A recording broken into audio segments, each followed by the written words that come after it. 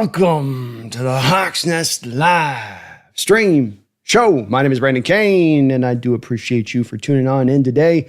What is a hump day week portion here that we're getting through? You're fighting through. You're almost to the weekend. A couple days left. We're getting there. We are in the midst of draft season, baby. Deep in the midst of draft season. And so today, I would like to think that we get through this process of refining on down and get to a real good bottom line nature of some of these mock drafts, hopefully get a little bit closer to the truth at hand for where the Seattle Seahawks will actually land when it comes to draft day.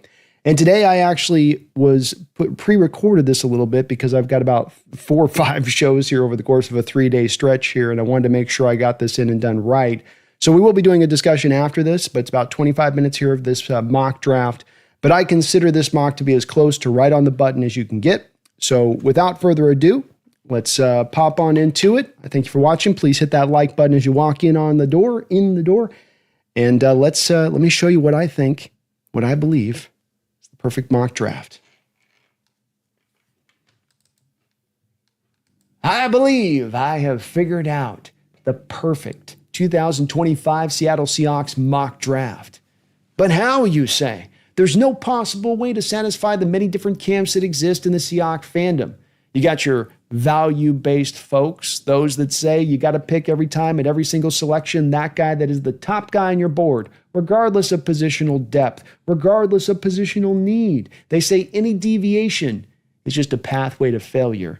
And then you got your folks that are a little bit more fear-based in their drafting model of things. When they come around to their picks, they want to pick a little bit more for need. They want to fill those holes. They don't want to come out of the draft a little bit too light and too lean at too many different positions, which is understandable. And then you got your folks that just play favorites. Those that will just tell you they got a feeling about a guy. Those with those strong gut instincts that'll say, I think he's going to be a star. You just got to take him when you come up to pick. There's no two ways about it. How am I going to satisfy all the camps? How am I going to satiate everybody? Oh, well, allow me to retort. Well, I actually believe the answer is going to lie in a very simple position. That being where value meets need, the greatest place in the draft, where X marks the spot, an eclipse when you're able to pull it off, if it were. And it's hard to do. It's easier said than done. It's what everybody would love to attain to try to get to. But with the Seattle Seahawks having 5 selections in the top 100, a boatload of picks here that they can play with, which puts them up into the pole position to be able to pull off what is usually for most teams unattainable. All right, let's light this candle, shall we? Now, 2 things before we begin. First, I'm not going to trade up into this draft. John Schneider has never in his life traded up in a first round, and I don't think he's going to get started here in a draft where there's so few blue chip players, being that guys that aren't just first rounders, but guys that have like all pro kind of potential to them. So that means that if you are going to trade up and grab one of these guys in this particular draft, you're going to pay high prices to do so, and that's just not in John's bag. What I think he's a lot more likely to do is to try to trade back in this first round, given that that does fit in alignment much more with his given history and also with this given draft, being that while there's not as many blue chip players at the top of this draft or sparkling first rounders across the board, there's a lot of good high quality players that there's a lot deeper of through this draft, meaning that pretty early on into that first round, all the way into the depths of the late third round, you can find some above average starters in this league, even some guys with some upside above that, and that there's a load of those to be found in that spot, which makes this draft a little bit more unusual from other drafts. This is why when people say this is a weak draft, it's kind of like you got to say, well, what do you specifically mean by that in relation to the quarterback, in relation to the top end talent? Because there is a spot of this draft where there's a lot of meat on that particular bone. So let's kick this off. We're going to try to be moving back with this first pick if the right trade does present itself, and I think it's going to present itself right here in this standpoint of things. We're sitting here at 18. The team would look like a Shamar Stewart type and want to go up and target that kind of player, or a Colston Loveland, any number of these other guys in this spot. And now these are good players. Loveland's a guy that's been connected to Seahawks a lot as a tight end, but I think you can get your tight end a little bit more later. I love Nick Emawari's talent. There's not a more talented safety in this class, and maybe there's not been a more talented safety here that's come out in recent years, going back to maybe Hamilton when he came out to the Ravens. But I also think that a lot of these players have a lot of similarity in their talent where they lie in this draft and what they're going to bring to the table as far as true upside goes. Or in Emawari's case, maybe they give you more upside than the equivalency of the rest of the players, but that he's got a long way to go to get there. A guy like Tyler Booker, he's going to be a really good left guard in this sport. Probably is going to go in the first round. But he's not exactly a scheme fit to what Seattle's going to want to do with the mobility aspect and what that's going to require from the position. Just not what he does. He's going to be more of a gap guy, more of a mano-a-mano kind of blocker in the way that he's going to work his best. So we're going to try to move back, and let's go ahead and move back with the Baltimore Ravens. So we go back 9 picks, 18 to 27. We'll get back their 3rd round pick in the return. I think that this is pretty realistic on this standpoint of things. There's always going to be those people that get mad, but remember with this is a late 3rd round pick, not an early one. So almost a quasi 4th round pick you're getting here, but a chance to get that extra bite on that day 2 apple. So we trade back. We're going to move back to 27th here where we stand. Loveland still on the board. That'd be proving pretty tantalizing from the Seahawks perspective if they were sitting here. Great value to be had there. Zabel, another guy here that would stand out as a lot of Seahawks fans would want you to leap here. I don't think Zabel's talent is all that much different from the guys that we're going to have available to us in the 2nd round. So I can't quite go there with it either. Nick Scorton, power edge, not a lot of production, a lot of potential potentially there, but do you want to risk the potential there versus some other guys that might give you true actual floor and what you get along with the upside? And that's what I come to as the guy that gives me the floor and gives me the upside here. Jackson Dart will long be off the board at this point. He's probably going to the New Orleans Saints at this point when it all gets played out. Luther Burden's a slot receiver. We're not going running back. Tyleik Williams is a 3-tech, not a nose tackle. Jalen Milroe at quarterback, I don't think Seattle's looking at there. Ezraku is a guy who could make some sense. Seattle has met with him, but I think the guy that they land on is going to be Kenneth Grant here, where the value is just too true and too right. He's a guy who's drawn comparisons to Haloti Ngata, the longtime great defensive tackle for the Baltimore Ravens, who also, by the way, with that comp, happened to play within a defense back with the Baltimore Ravens there. That's the same style of defense we're currently playing. And oh, by the way, Kenneth Grant has been playing in the exact same defense out there with the Michigan Wolverines. So he's going to know from day one what his responsibilities are in this defense, how he's got to play the gap integrity and all that stuff across the board, which just means from day one, you're going to let him hit the ground running that much faster. So we're going to go with Kenneth Grant here with the first pick. We come back with 2 2nd-round picks here, and we're going to just pick straight up here, no trading back. You've got Jalen Noel, really dynamic receiver. Hawks have met with him, but this is a guy I think is going to do most of his damage from the inside in the slot. Jonah Savania is a good player. Doesn't have, I think, quite the finish and nastiness they're going to be looking for here from the position. I do think you're going to have to go interior offensive line here. This is the key part of this because John Schneider has kind of painted himself in the corner with this given draft, being that you didn't deal with the interior of the offensive line in free agency. You didn't go out there and make a trade to go add a true blue starter here that could just step in and be solid even. Just, okay, at least league average. We got you good to go there. Instead, you don't have a starting left guard. You don't have a backup left guard. You don't really know what you have at right guard for sure here. You've got Abraham Lucas going into the final year of his contract, and you have a little bit of steadiness behind him as far as depth goes there at right tackle. But there's certainly room across the board to reinforce these ranks. And this is the place where I think you have to do it.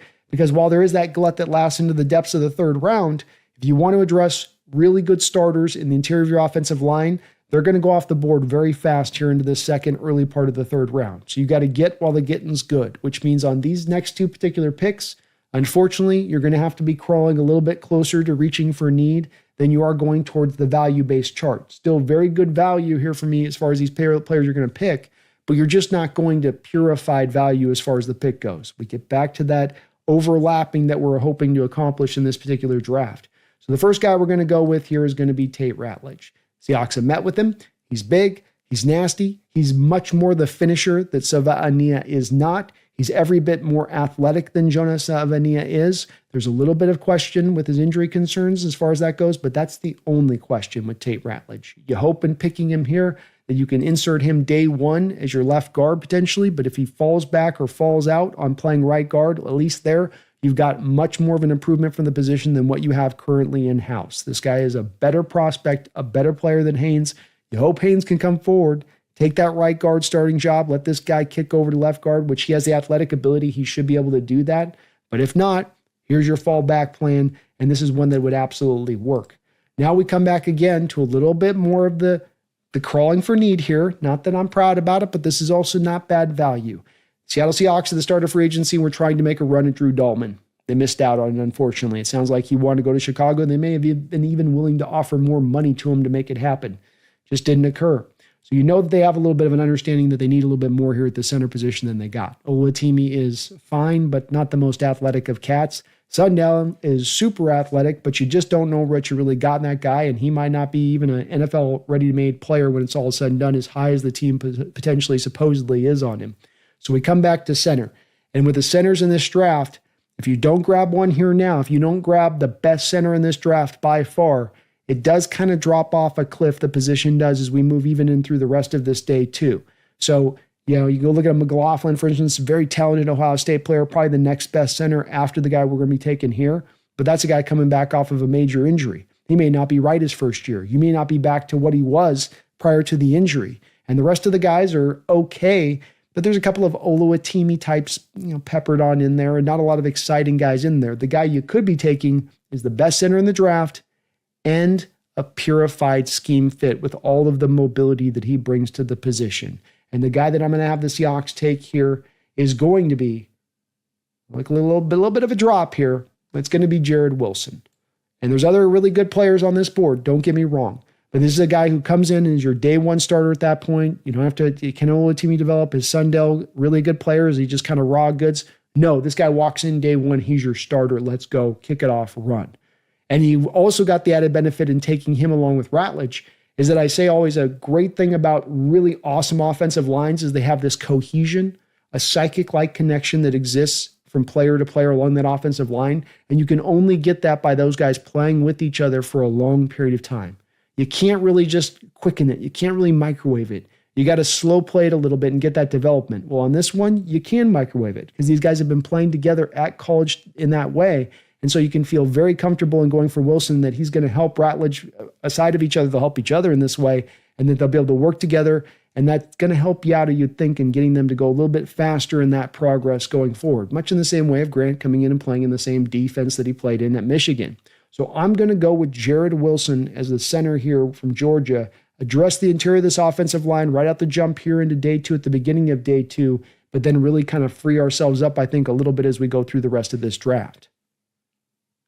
Okay, so we've got now where it's going to get real interesting. Seahawks have 3 picks in the third round. You have dealt with some important positions. Nose tackle, handled. Tate Ratledge, center, Jared Wilson. Interior of the offensive line's been helped out a little bit here off the jump on this one. But now we're going to come back and try as much as we can to lean into value here, hopefully crawling away from need a little bit as we now get through the rest of this draft as we can.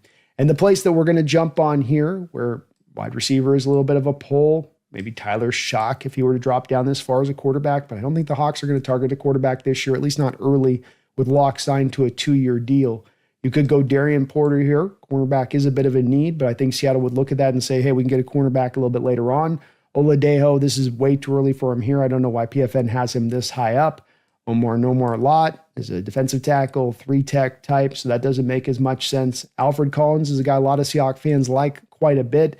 I don't see the fit here. He's not a nose tackle. He can maybe do just a smidge of that stuff. He's really a 3-tech / a guy you can put up to at 5-tech as a run defender. Don't really see the fit here with him. The guy I do see the fit is one of my favorite tight ends in this draft, and that's Harold Fannin Jr. This guy can block. He's great with the run after the catch. Over 100 catches last year with Bowling Green. I think this guy's a guy who can play some fullback for you as well from the tight end position. This would be a home run pick to me in the third round to grab him. I think the value is just perfect here, and even PFN likes it. So we're going to go with Harold Fannin and pop over to our next 2 third-round picks. So we've got our nose tackle taken care of. Tight end's been handled. We can move on if we want on this point from Fan to save some money in addition to that, as this gives you some redundancy there with Fannin and being in there. Wilson, Ratledge on the inside. We're getting very freed up here to kind of roll whichever way we want to go on this one. So, Jacques, I'm going to avoid the quarterback. We've got Josiah Stewart, who could be interesting here, a power edge, again, from that Michigan defense. McDonald's going to have some familiarity. He's missing a little bit of the length and size that you think Mike McDonald would want from his edges in this defense. But I think you could maybe make it work with Stewart, being that he's a guy that, even though he is, when you look at the measurements, small and undersized, when you watch him play on the field, he's a monster against the run, and he's a monster against the pass. There was nobody else, I believe, in this entire college sport that had a better pass rush win rate than Josiah Stewart did. And he sets hard edges at his size. He gets up under these guys' pads and he's got true power. It's a little bit like James Harrison of Pittsburgh, where he's about the same kind of size, but he gets after it. And we're talking about a guy from Georgia out there who's going in the first round, not Mykel Williams, but the other kid, Walker, who's about at the same size as Stewart. And Stewart's got way more pass rush productivity. So there is a little bit of a draw here on this pick to go and take a look at Stewart, especially operating from a value-based model here to a degree. And as we look through the other selections, we've gone with tight ends, kind of off the board as being much of a need. Dorian Strong, Virginia Tech cornerback, also could make some sense here in addition to that. That's a little bit more back towards the need side of this pick of it. We do also, though, have a little bit of a draw for wide receiver. This is where I come down to landing at Savion Williams. A little lower on this board here. I don't see any other receivers that stand out. Xavier Restrepo is, of course, going to be a slot guy in this league. Savion Williams, a guy I believe the Hawks have met with, is a guy that you could bring in and he's a weapon. He's like Cordell Patterson is in so many ways, but he's more of a receiver than Cordell was. He's a guy that gives you two components that you've been missing from your receiving core recently, that being contested catch and yak ability. He's got that down pat. He can go play running back for you. So if you want to have it to where you only want to run with 3 running backs into the next year and then have him be your 4th running back, this guy's literally taking carries from directly snaps and just like a running back in the backfield. He can do that stuff very comfortably, even at his size of 6'5". He's got a lot of upside still as a receiver. He's got to refine some of his route running. I think some of that can come with time. He's got the hands. He's got great rack ability. There's a lot this kid brings to the table. I think he's just starting to kind of scratch the surface. I'm going to go with Savion Williams here at 91. Come back to 92, and this is going to be one where I'm going to go a little bit, again, outside the box on this one. You can call it need if you want. I've got this guy higher up on the value placed on the board than this currently does. Stewart's a little bit of a draw here. But the key with understanding this draft to me for the Seattle Seahawks as a baseline situation is this. You've got to come into this draft and you've got to take care of this offensive line. No two ways about it. No excuses. No none of that. You take care of this offensive line and you take care of it in full. And while I said I hope Ratledge can move to left guard, I hope that could happen, I'm not going to wing in a prayer this thing. And the guy that's on my board right now as I go through this, that's the high value guy on the board, Will Howard could make some sense going with quarterback. Again, I think the Seahawks aren't going with QB here. I think Will Howard's off the board by this point, much like Tyler Shock. He's gone. Yeah, there's cornerback here that could be a little bit of a pull here. I don't think you're drawing to more as much wide receiver. I think Smail Mondin, this is a little bit early. So what I'm saying is, and then going through some of the list of these guys on this, no one's really jumping out above anybody else is the guy that you would go to here. And the guy that I am going to go to that's going to look like a little bit of a reach here, but I don't think it's a reach at all, is going to be Chase Lund, a guy the Seattle Seahawks have met with.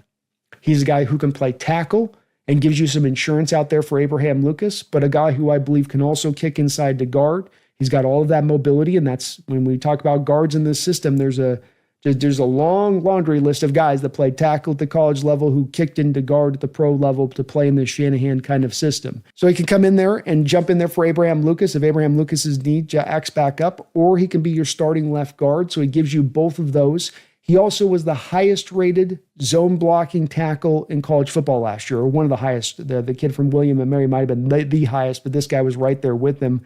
So he's also very much a pure fit to what you want to do from the concepts. That stuff's not going to be foreign to him when he walks in the door. This, to me, just reinforces you on the offensive line in this draft. Not just giving you bodies, but giving you 3 quality bodies. Wouldn't surprise me in the least if these are your 3 day one starters for you on the interior of that offensive line if you go this direction. So Chase Lund, that is my final pick in round 3 after Savion Williams.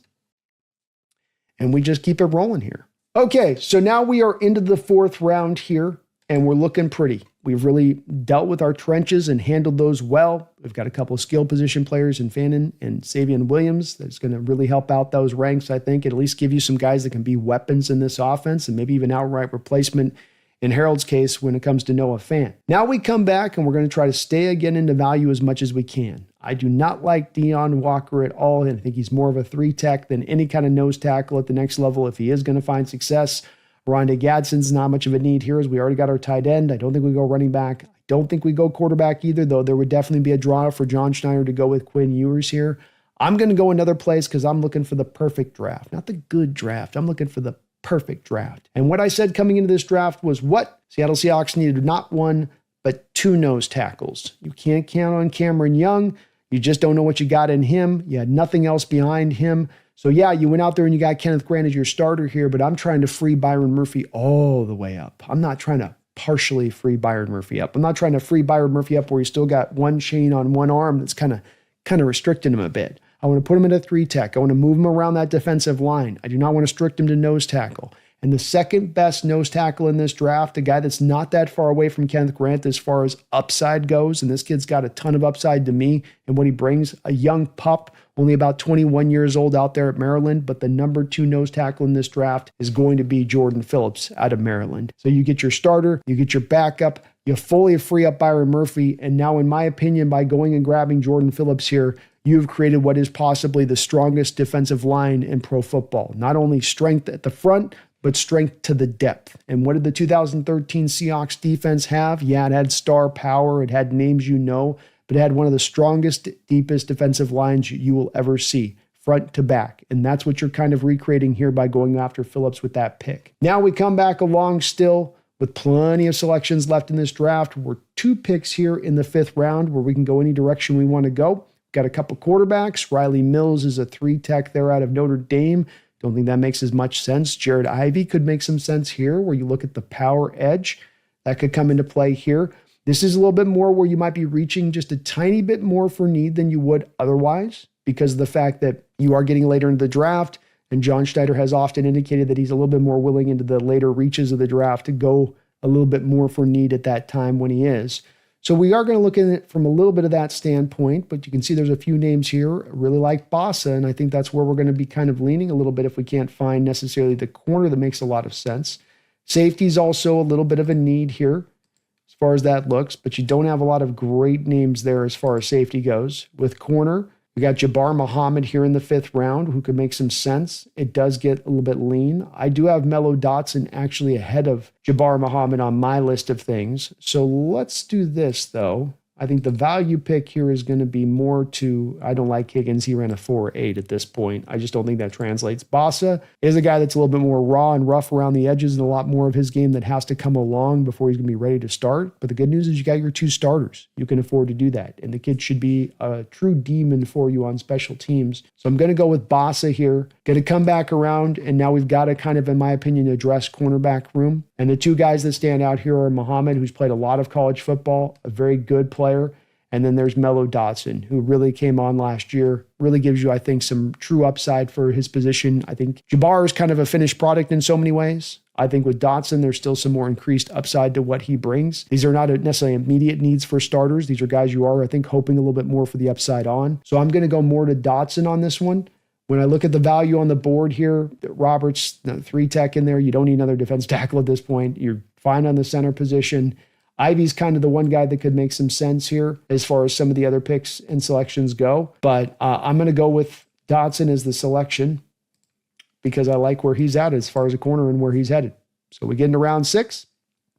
As an update, we've really taken care of the interior of the offensive line. We got our 2 nose tackles on point. We got a receiver. We got our cornerback on point here. We still need to take a look at safety at some point or another in this draft, but we are in a good spot. And I'm going to do a little bit of a John special here is what I will call this one, which is that I really like this kid's upside as well. You went with the double dip outside corners last year, and it didn't work out great. Pritchett didn't necessarily go well, and certainly DJ James couldn't even make the roster. But you had did this before in recent history with Woolen and Kobe Bryant in the same draft, and it did work out. So let's see if John tries to go back into that well once again. Robert, longer beam from Rutgers, really fun corner, fast, quick, twitchy. You can see where there's some upside here in this kid, which is usually hard to find once you get into the 7th round. So we'll go with another cornerback. And then finally, like I said, I got to make everybody happy on this one. That's the goal on this particular draft. That's what we're looking to get done with this draft. Now we got some tight end names that could make some sense here, but we already went and got Fannin. So you're not looking at Conyers or Haas is really on the board here. Willie Lampkin could be a lot of fun as a guy that just take a flyer in the 7th round and give it a try with him and see what happens. But you've gone with your 3 offensive linemen.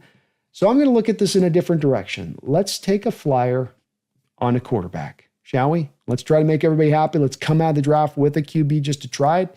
Worst case scenario, you can stick this guy onto your practice squad and see if he wants to roll there for a full year and see what happens after this season, if he can develop. And the guy that I would do that with is a guy with a lot of good natural talent. Had it pretty good last year. That's going to be Brady Cook. Brady Cook, the final pick of this draft for your Seahawks. Kind of a freebie to get a flyer look at him as you can bring him into camp. But this is it. Here is my draft, and I think it's a pretty good one. Kenneth Grant, your nose tackle starter day one, an immediate starter. This would be the best nose tackle that you've had here since Brandon Mabane. To put this in perspective, I want to give you guys some historical reference on some of these guys. Tate Ratledge is literally, and you can look this up, folks, he would literally be walking in the most talented right guard that you have ever had here in Seattle. Some of that speaks to how weak the right guard position has been at times, and we've had some okay guys. Like J.R. Sweezy was moderately above average at times, but I don't think that he's got the same kind of talent or upside that this guy you have here in Tate Ratledge. You had Chris Gray at one point, who was a real lunch pail kind of player, but not to this same level of what you would get here in Tate Ratledge. And Jared Wilson, you get his teammate there at center. Likewise, I think you could make a very strong argument, especially for his purified fit into the scheme with his physical abilities and the movement that he gives you from the center position, which is very unique. Maybe one of the most talented centers that you've ever taken as well at that point where you're picking him in this particular draft. Harold Fananen is just a freak. 100 catches, can play fullback, can play H-back, probably can handle even some inline duties. He is very, very young. A lot of these players in this draft that I took were very young players, and just all the more reason to believe that they've got that much more upside to them. This would be your heir apparent there for Noah Fant also to be able to maybe free you up, and that this pick alone might free you up to just outright cut or trade him at that point and then be able to recoup some of the money back that you're going to pay him this upcoming season by making this selection. I love Fanninen's talent. He's got a player just with a lot of different attributes he brings. I know he's kind of weird to look at. I know he's kind of odd in the field and how he moves, but he just gets it done. We come back and take Savion Williams in the third round. This is a rack machine, a yak machine, a contested catcher in addition to it. This is a 6'5" guy with Madden moves for days and what he brings to the table. Love him. The 12th man would love watching him play on Sundays. He is absolutely dynamic with the ball in his hands. Chase Lunt, the best outside blocking zone right tackle maybe in the sport last year in college football. Another pure fit who can kick inside to guard, I believe, and be able to play in there very well. So you've addressed the interior of your offensive line. Jordan Phillips is the second best nose tackle in this draft, but not far behind Kenneth Grant. Jeffrey Boss is a guy that you're able to then get who's got a lot of upside to him. You got to clean up a lot in his game, but who better to clean up Jeffrey Boss's game than the linebacker whisperer himself, Mike McDonald. That's right. Mello Dotson, Robert Longerbeam. You get two outside cornerbacks. These are outside cornerbacks you're getting there here later in the draft as potential starters down the line. And then you get your quarterback, Brady Cook, a little bit of a flyer pick. Let's just try him out. Let's see how he looks out on the field. Trot him out and see. Why not in this draft just take a flyer at that point in this pick? Because you've done so much good handiwork at the front of this draft. You kind of freed yourself to do so here in this last pick in the 7th round. But let me know what you guys think. Was this a draft where I was off my rocker, or is this right on the right spot? I'd love to hear what you guys think, and I'd love to hear what you guys would go if you go a different direction. Who are the players that you're picking in your mock drafts that you're lasering in on? This is my best draft. These are the best guys I get at these places in the draft. Because I know all you're running about 5,000 mocks at this point. You're all doing what I'm doing. You're refining on down to what is the best possible outcome for our Seattle Seahawks. Let me know. So there you go. I know that there's going to be a lot of hopefully good discussion around this and disagreement, maybe some partial agreement at times. If I can try to maybe explain myself just a little bit on this, where I think there'll be some people that have maybe some issues, especially just kind of just looking at the comments as it was kind of going through on the video, which I don't normally always get the opportunity to do. First off, when it comes to Kenneth Grant, I don't think this is your atypical nose tackle. I think he is much more highly talented than what you ever get even on the upper crust of nose tackles in a given draft. So that part, can't be understated with that. I think he's going to bring a lot to the table, more than just being a run stuffer. This guy gives you pass rush ability. He gives you pass rush ability that fits really well. In addition to this, as far as his ability to be really working off of the games that you want to run up front, the simulated pressures and whatnot. So that's where I really went with him. I think I see a much higher outlook than some might do as far as his upside. I don't just think you're getting merely a run defender here. Now, when it comes to where I think there'll be some people that have the major issue with the draft for me on this one will be probably two different things. Number one, the offensive lineman and where I grabbed them. And maybe I'm going a little bit more from certain people's standpoint on this as being a bit of a reach on this with grabbing those guys. And I wouldn't disagree with someone's outlook of that would see it in that fashion. What I might just push back against them on that is in this respect of things. I wouldn't want to run a draft this way ideally. I wouldn't want to be going into a draft saying, wow, I did nothing to rebuild the interior of my offensive line, which was piss poor outside of hiring hopefully some improved coaches. So this gets into the place of necessity. And this gets into the place of you can have an idealistic outlook on a draft and say, I want to operate this way and operate this way come hell or high water. But if you come to this draft with sort of a offensive line, yeah, we'll get around to it, you're very much putting yourself into the potential same barrel that you've been in recent years where the offensive line ends up sinking the whole entire ship. That's to me what we're trying to really avoid here with some of these picks in this draft, in that I've found really good upgrades, I think. I think we're going to find some guys who should be able to hit the ground relatively running. They shouldn't at least need to crawl, let's put it that way, like we saw a little bit with Christian Haynes. But you've got to improve this thing and get it much better. This was a league worst like unit, and you've done nothing in free agency to improve it.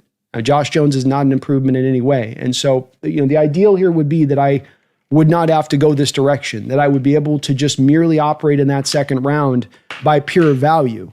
But because I went, in my opinion, so hard to really the value in 27 with Grant and my belief in his upside, that then draws me back to a bit more of that need in the second round, because my belief is also you wait into the third round and you're not getting the kind of quality you need to get in order to feel assured that you've really fully taken care of the offensive line. And in Chase Lund's case, a guy that could be that maybe potential left guard in there. At the very least, you have your right tackle insurance out there that's much better than what you had in a Fant that was on his last leg last year, or even in Mike Jarrell, who I like, but doesn't have the same kind of talent level of a guy like Chase Lund, not to mention the pure scheme fit that Lund would be on top of the positional versatility. So, and the last part I'll say to this before we get over to you guys in the chat and see what you guys think on this is just that when it comes to the cornerbacks in this draft, my outlook on them is that they're all very similarly placed. And so this, it may not be where your agreement is, of course. I wouldn't expect you guys to agree on this 100%, but just that maybe an explanation for why I can show you here, why I kind of land in this way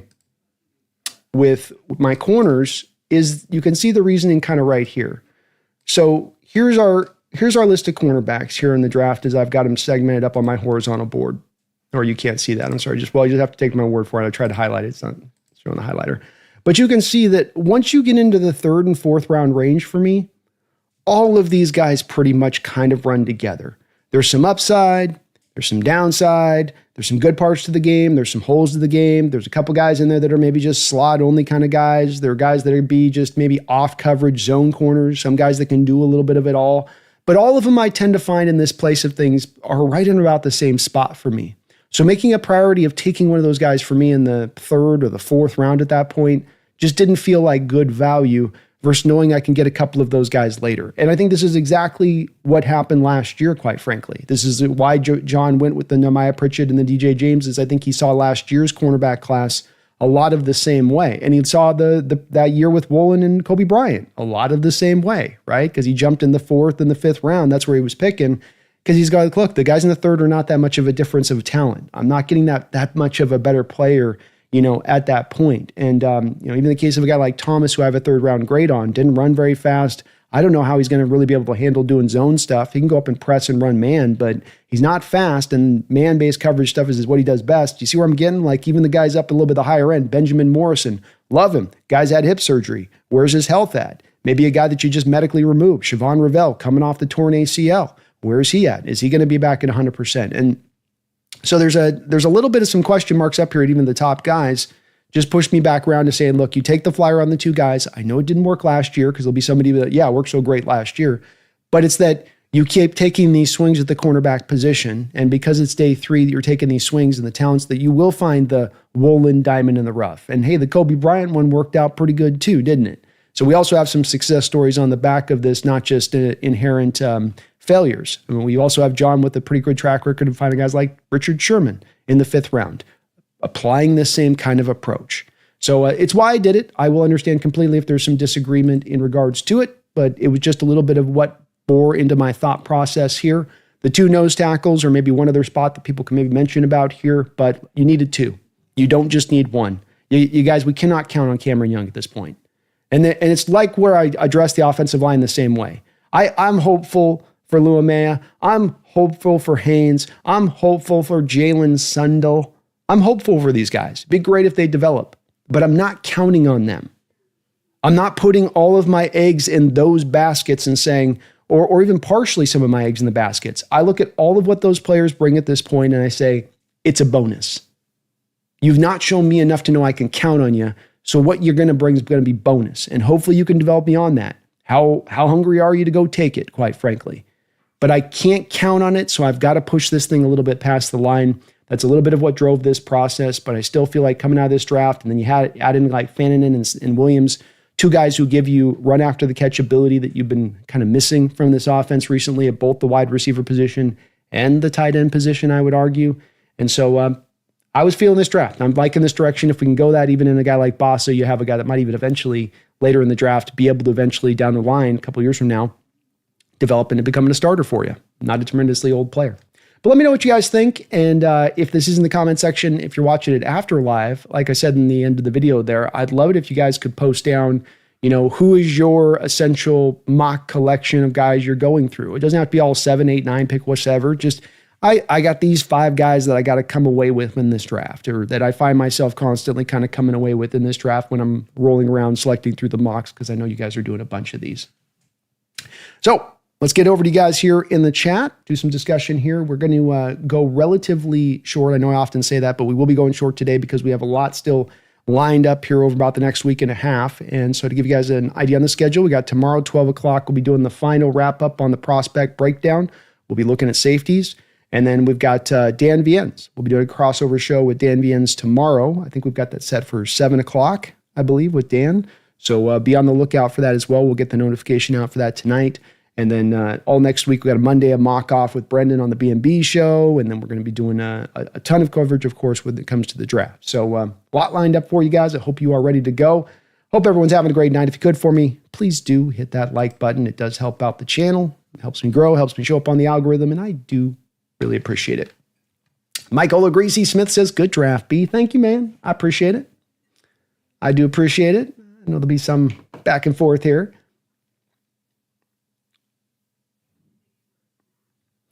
Because I don't want to necessarily risk my first overall pick on someone a little unproven like Emawari, but I love Jihad and think he's a game changer, and I like Starks. Jihad even liked my Twitter.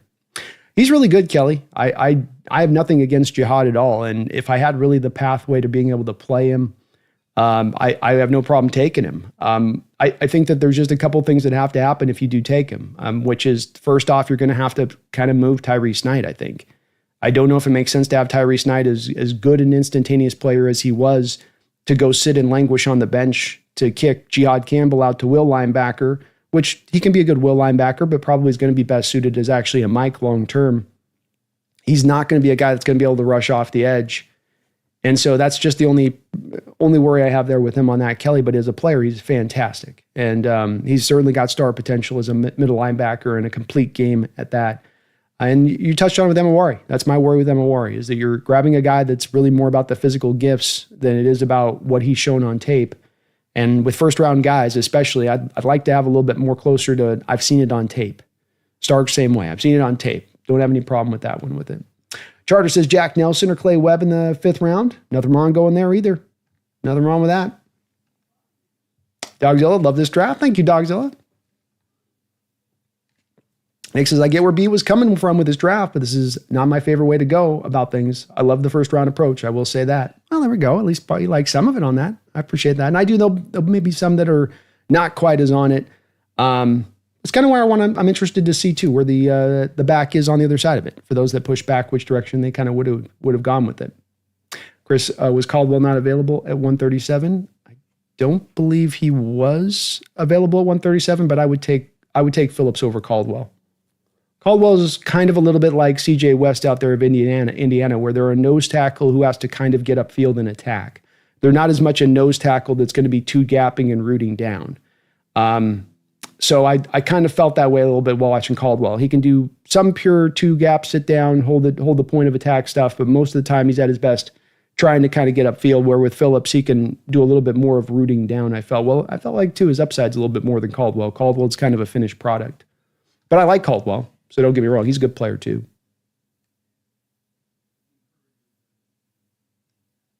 Chris was wondering who else interior offensive line wise was available when you grabbed tape.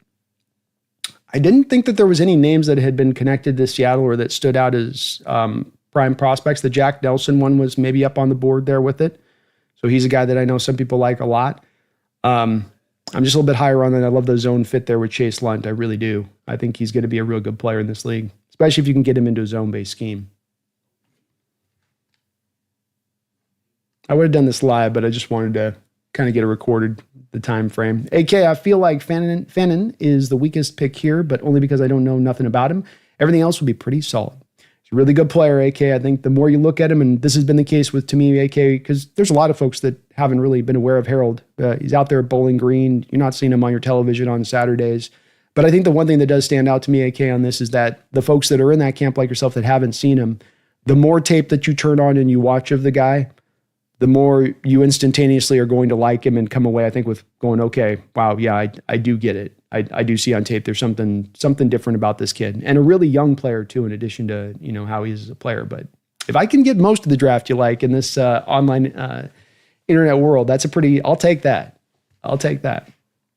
Nick says, my favorite I've done is Will Johnson, Tyleek Williams, Higgins, Mbow, Slater with no trade downs, Lunt, David Walker, Gadsden, and Rocket Sanders down the board.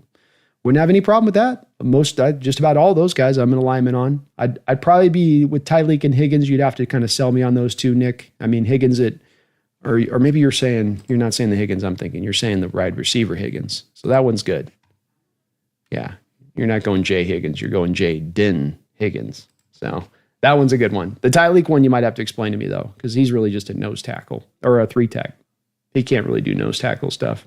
It's wild. They had Ty Hamilton there at 290, and they were doing some inverse Texas stuff last year of the two big dogs they had down there. We had Byron Murphy doing nose tackle, and the other kid, what was it, Sweat, was doing 3-tech. It's kind of a similar thing down there with Ohio State and Hamilton and Tyleek. Charter says, yeah, 2-0 line in the top 100, but maybe another at 175 would be all right. I just think you got to do it, Charter, and maybe it's going to mean that you end up having to cut a semi-talented offensive lineman or go find a trade, but we've never put ourselves in that position here in recent history. It's always kind of just going up to the bare minimum and then still falling far short. And so what I really want to do is push this really past the line significantly if we can. Spencer's Hawks Nest, is it that you don't think Kelvin Banks will be there at our pick, or you don't think he's preferable to Grant as a first rounder? I love Banks as the left guard for now, right tackle later on. I do like Banks a lot, and I have there's really a few different guys here, Spencer. I know I've locked a little bit on Grant from a standpoint of I've had a couple mocks that I've taken him in, and I do really, really trust in my evaluation of him. I think what it comes down to, Spencer, is it comes down to, with me on Kenneth Grant, he's very close to me of putting a blue chip grade. I think the Haloti Ngata comps are very, very apt. Very apt. And if he's Haloti Ngata to me, that's a blue chip grade. And it's right there on the line with that. Now, when it comes to Kelvin Banks, I think he's going to be a very solid pro there, Spencer. But I do think with Kelvin Banks, when I watch him, I think that there's also a little bit of the limit on the upside that I don't have there with Grant, where there's a little bit more of, hey, this guy could be a little bit of not a full-on game record, but just one of those guys is just an ass kicker inside. And with Banks, I like his game. I got no problem taking him at 18. I don't. But that's just where I see a little bit more of the limited aspect of hitting that ceiling. Also, as to your initial point on this, Spencer, which I think is probably the most important one, I think with Teron Armstead having retired now, there was going to be a chance Kelvin Banks fell to you at 18. But I think with that's going to drive Miami to go left tackle or a guy like Banks early on. If not Banks, is Abel, I guess, if that's where they prefer. But I think they would go more Banks, because in Banks now you get a guy who, from Miami's standpoint, they just need bodies on that offensive line. So first you got maybe the left tackle, and if he can't play left tackle, he play right tackle. If he can't play right tackle, he can do left guard. So I think he's a guy that has really a great chance of being the third tackle to go off the board after Campbell and Mbow. And yeah, so I think he will be off the board by the time we pick. But it's really the upside thing between the two guys. I'd have no problem taking him, though. He's a good player. Brian says, I know Brandon won't like a couple of my choices. Mikel Arrington says, how much for A.J. Barner? You can give us a third-round pick. We just spent a year of developing off a 4th-round pick and landed a gem. You're going to have to give us some goods for this. We got him on a cheap 2-year contract here for the next couple of years. We ain't giving him away. How about we give you back Fant? We'll give you back Fant. You throw us a 4th-rounder, and we call it a day. You know, we send him home. You can always go home, they say. Throw us, I don't think Banks, Membow, and Campbell fall to us. See, you guys are smart, right in alignment with me on this stuff. I'm in the same place, Thrillhouse. Let's go. I don't think they're going to drop, man. The scarcity of the position and the need out there that exists across the board of just so many different teams. You got a team like the Jets that seem locked in on a Tyler Warren, but they could easily pivot to alignment on that pick. Charter says Slater, I think, is underrated. Great Zabel. I wish I had a little bit more tape on Charter. Jason, a little bit more tape to look at with Slater, but I just couldn't find any real Sacramento State tape to go off of. It also gets hard when they're such a small school like that to really figure out, he's meat plowing this guy that's obviously 80 pounds underneath where he's at and can't move. And you go, how do I take away from that too much? It's hard for me on those kind of evals. Misfit, I really like Kevin Winston. You should, man. Might come to find in this draft, which is pretty amazing, where you have Starks, who's just ready to go, can do a lot of different things, perfect modernized safety, play him in the slot, roll him out there in the box, even some single high stuff here and there. And then you got Emawari, the freak show, as talented as a safety as we've seen in recent drafts. You've got the ball skills of Xavier Watts, where the ball just finds the guy. But we might come to find that Winston is going to be the best safety of them all when it's all said and done. Guy had the torn ACL or whatever, week 2, and he was on his way. He's fun. Something Fishy 54 says, you had me until pick 92. I don't think we will pick 3 O-line guys in the top 100. They like the guys they have. Throwing more guys at the problem might not be the answer. I'm open to that being the case with this Something Fishy. I think that that's been a bit of, like I say, though, on this, a bit of their approach in prior years, is going up to that line and trying to say, we'll do just enough. Or, like you infer a little bit in your comment, and I don't think you're off on this, but that in their recent history, they've tended to value their guys in-house more than they should. They've tended to look at guys who've not actually shown it to you on the field, and you've said, but, we drafted him, but, what we really like how he works, but, he's shown flashes in practice. And I'd say, but, you ain't seen it on the field. And maybe they'll develop, and maybe the coaching will help them, but the downside of this is Something Fishy on the side of it, because there is a downside to taking that approach. Right? We have seen that, and not in just a 1-year fashion where it's been just a sample size of it just happened recently. This has happened over a 10-year period more often than not on a yearly basis. And that is by taking this bare minimum approach to the offensive line, by saying we're not going to take 3 guys in the top 100 picks. We're going to just take 1 and try to take later round guys. By taking that approach, that has led to a disastrous situation when it comes to your offensive line on almost a yearly basis for 10 years.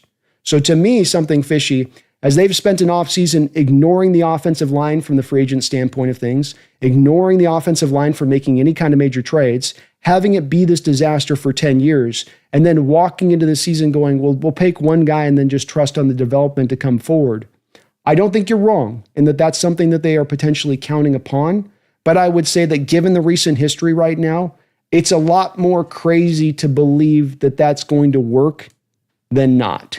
Because it hasn't worked for 10 years. And maybe it is just you had all the bad coaches in-house and it's just bad coaching. It could be. I'm not being facetious with that. I just think it's a little bit of a red herring for the full issue at hand, where it's a little bit of everything. Yes, the coaching is factored into it. Yes, the play calling has factored into it. But it's also been the talent too. And if you're going to be a team like they have here, Something Fishy, where you're going to spend as little money as anybody else in the NFL when it comes to offensive line, and given you just went into this free agent period and spent nothing on nobody except for Josh Jones on a 1-year deal, then you've got to make it up somewhere. Unless they just think they're so great at drafting and development, which they, again, we come back to, they haven't earned that right to believe that, Something Fishy. If they've had a track record recently where they had actually done that and accomplished that, you've got the right to feel confident in that. But if you haven't actually accomplished that, then you're sort of, the confidence is coming from nowhere. There's got no real baseline to build off of it. But I can see that absolutely is possibly the way that they look at it with it. And I'm not going to get mad if they don't. It's just that I think this is the best approach to be taking, given that you have painted yourself into a bit of a corner when it comes to this offensive line by doing nothing this offseason. And how many games did we watch just last year where you're watching that whole offensive line just get sunk 1 week after another? I mean, completely sunk. Can't run block, can't pass protect, can't even pass protect for the bare minimum 2.5 second time. You have an offensive line leading the league in pressures allowed, basically, because they can't even just get in front of the guy. I mean, it's such at a bad level right now. It can't be understated. And I think it sometimes gets forgotten about as we get into the depths of the offseason and just about how bad that offensive line was. But you're right about all the recent track record and their recent approach to the position.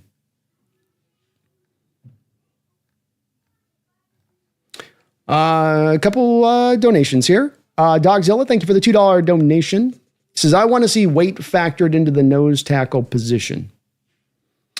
Weight factored into the nose tackle position? Yeah, I think that you tend to want to not see 300-pound guys, to your point on that. It seems like the guys that get into more of that 330 to 340 range of things have a little bit of a better ability to just kind of hang in there a little bit longer on those double teams. But there is a little bit more of a push at times in recent years here to find more of these kind of sub 300-pounders you try to put out there. And I get it, you want the mobility and their ability to get to the lateral side of the game of things there, Dogzilla, but you need the size in there too, especially with how the game has drifted back to more of the power runs, the A and the B gap runs.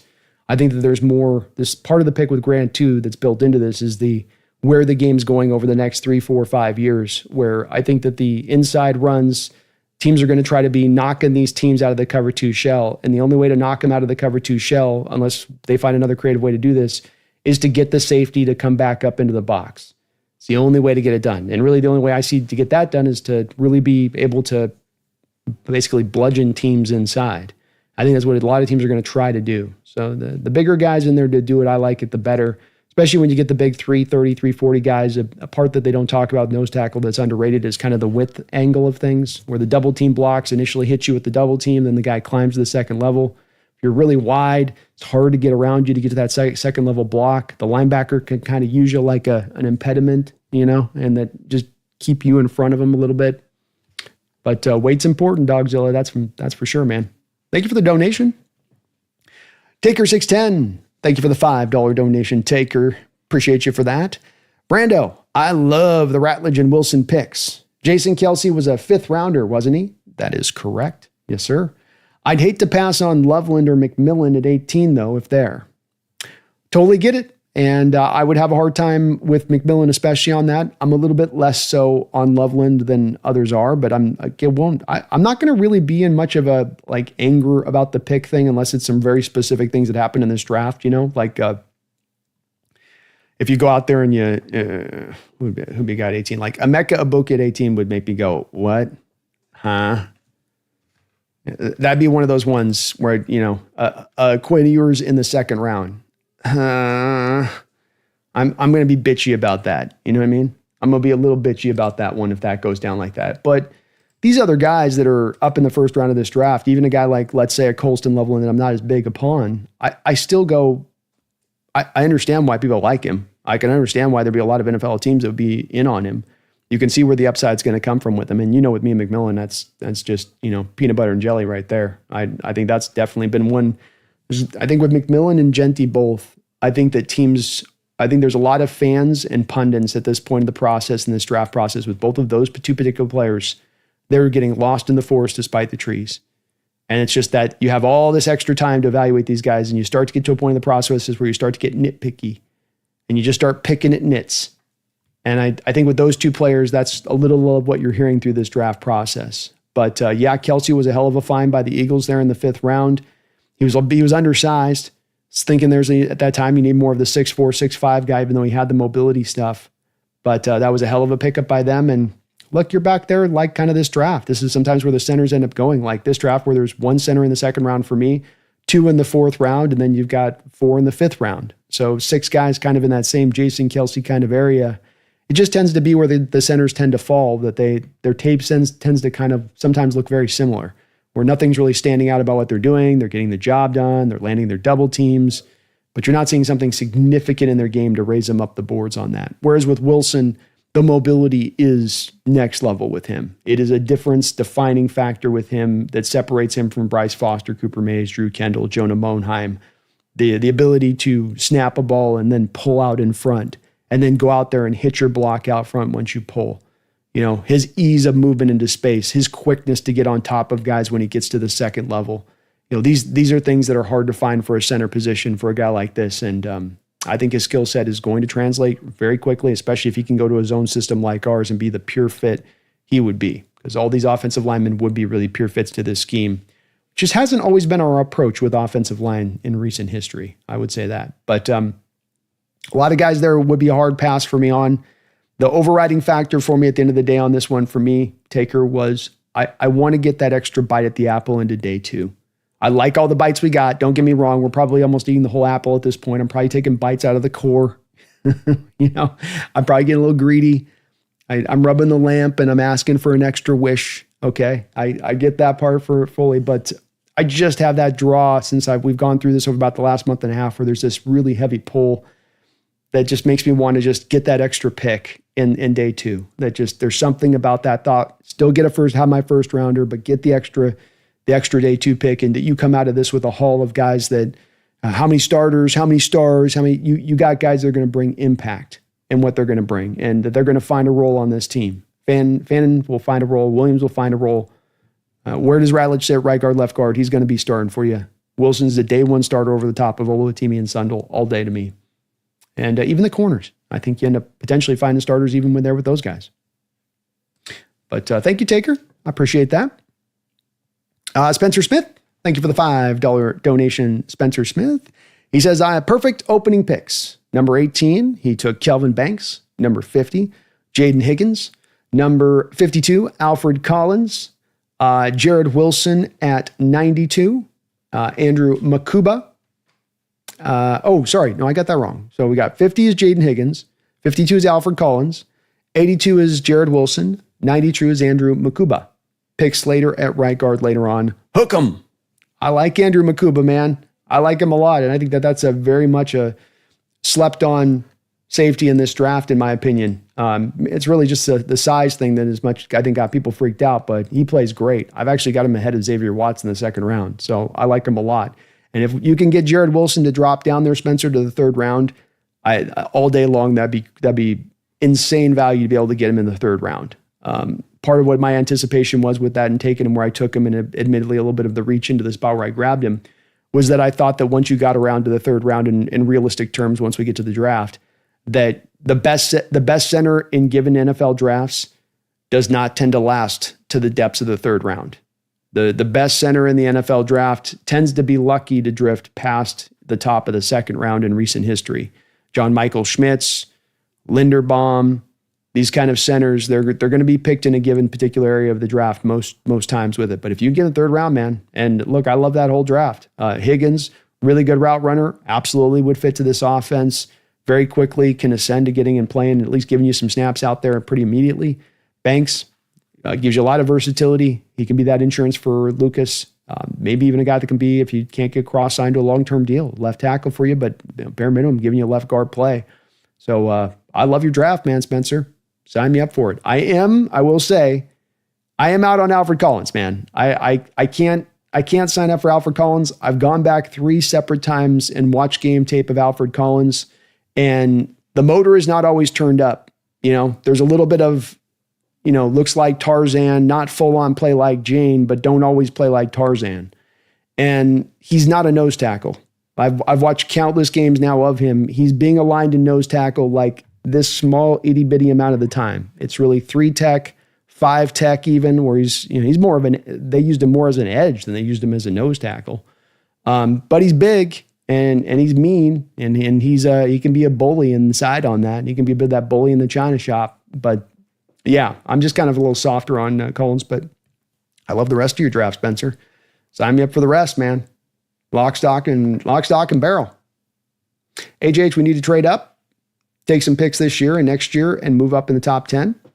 I know where you're coming from on it, man, HH. And look, I'd be on board with doing it, but the big problem here, HH, is it really comes down to blue chip talent. And then if you're trading up in the draft, you want to be trading up because you're looking at blue chip talent. So if you look at this here, you're seeing my horizontal board here listed HH. And what you'll notice is that there's guys that are going to be bolded.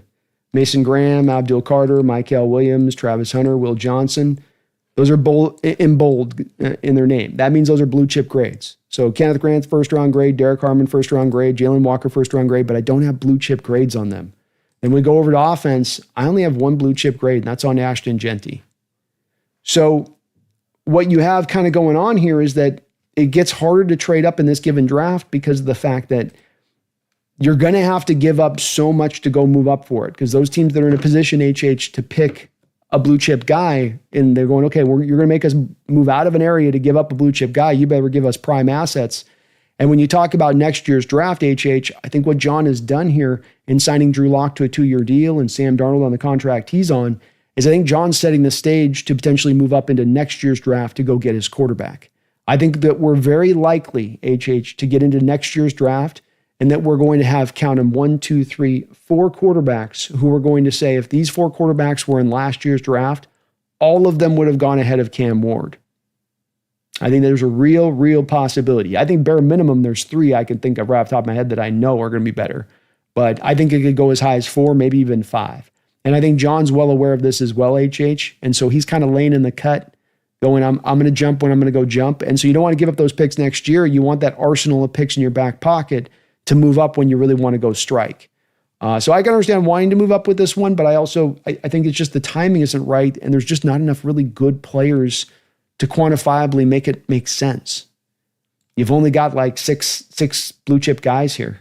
And in the case of a guy like, for instance, even Will Johnson, who I have a blue chip grade on, or Michael Williams, these are guys that might just land in your lap because there's going to be a lot of difference of opinion on in NFL circles about these particular guys and how good they really are. Max says, I'm curious if we will offer a low draft pick to trade for Jalen Ramsey. I would like to kind of see it at Max. I was talking about it with Brendan today, and I think that there's a lot of intelligence behind taking a look at Jalen. I don't know if he wants to come out to the Pacific Northwest. I mean, maybe some of this is like, I don't want to play out there, but especially when you know the Rams are interested. But you get ahead of the Rams on this one, and you do have him on still a multi-year deal where he's not going to cost a lot over the next couple of years. So, you have your 2 outside corners right now. We're on 1-year deals. Guy's tended to be a very good tackler in his career. He can cover. So I would be open to it, Max. There's a possibility. I don't think it's going to cost you more than a 4th round pick. He's much better as a player than whatever corner you're taking in the 4th round.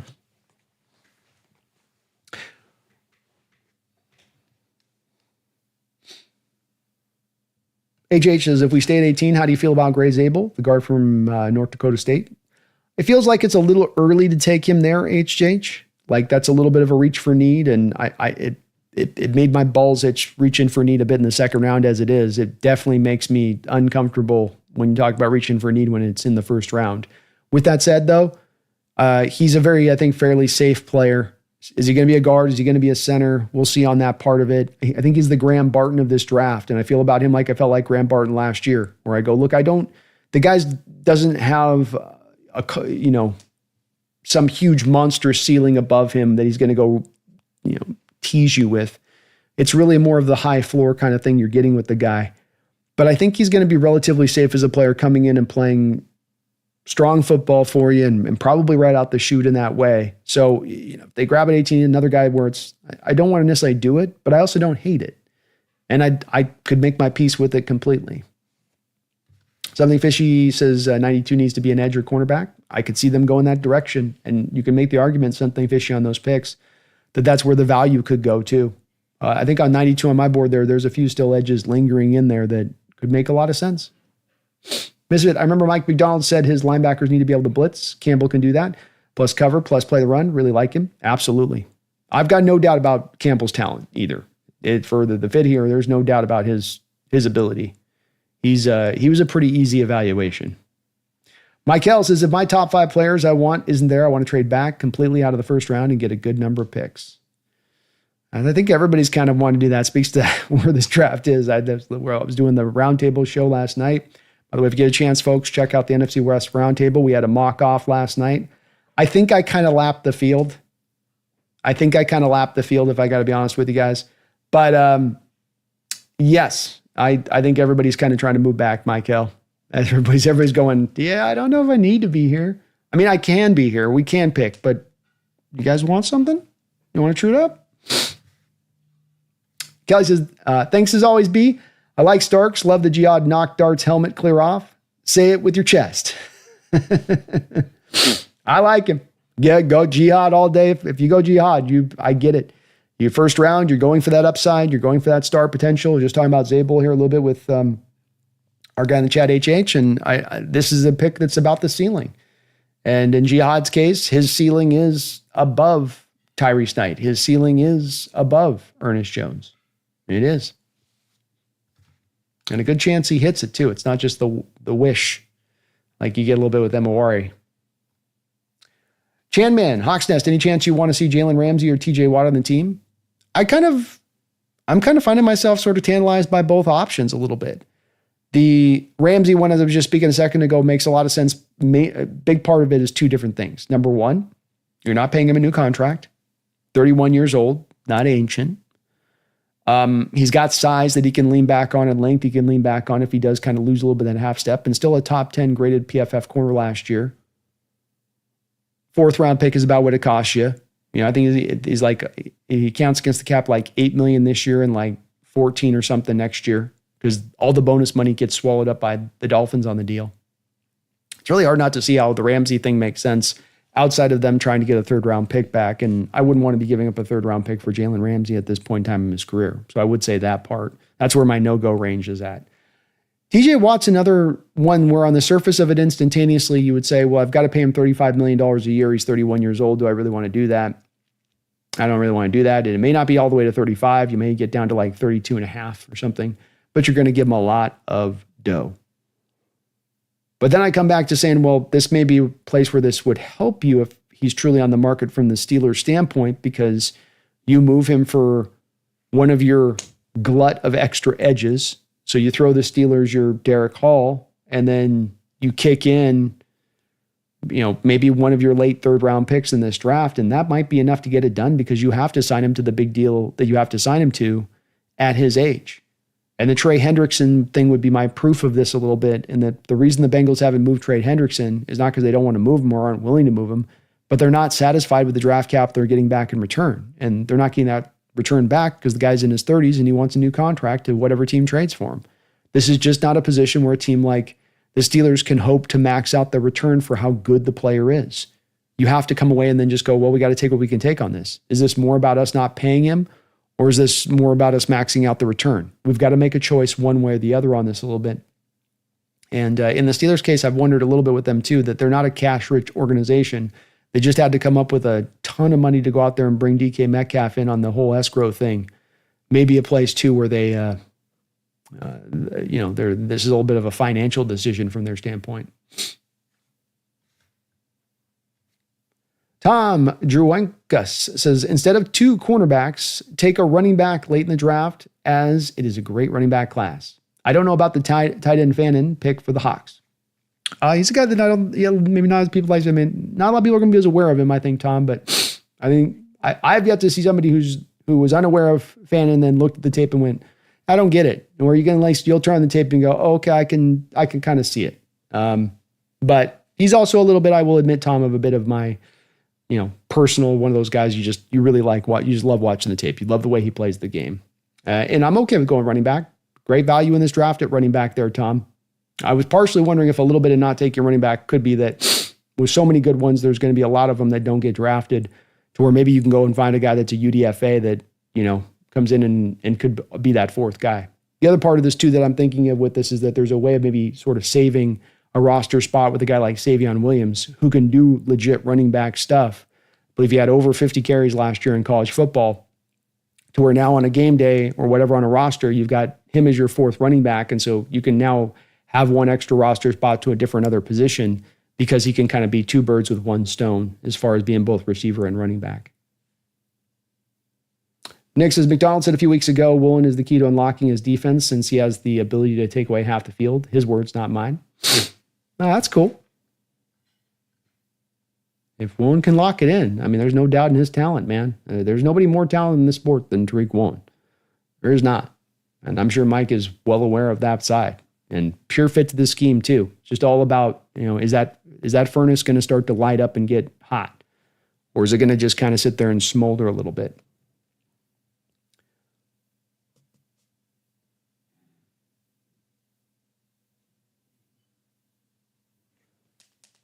Peter says, I like Fannin more every day. He looks like a small forward who switched to a wide receiver and then to a tight end. He kind of runs funny, but he does it fast. He does look weird. He's a weird looking prospect, he is, but you said it the right way. Kind of that former basketball player background. You can feel to him.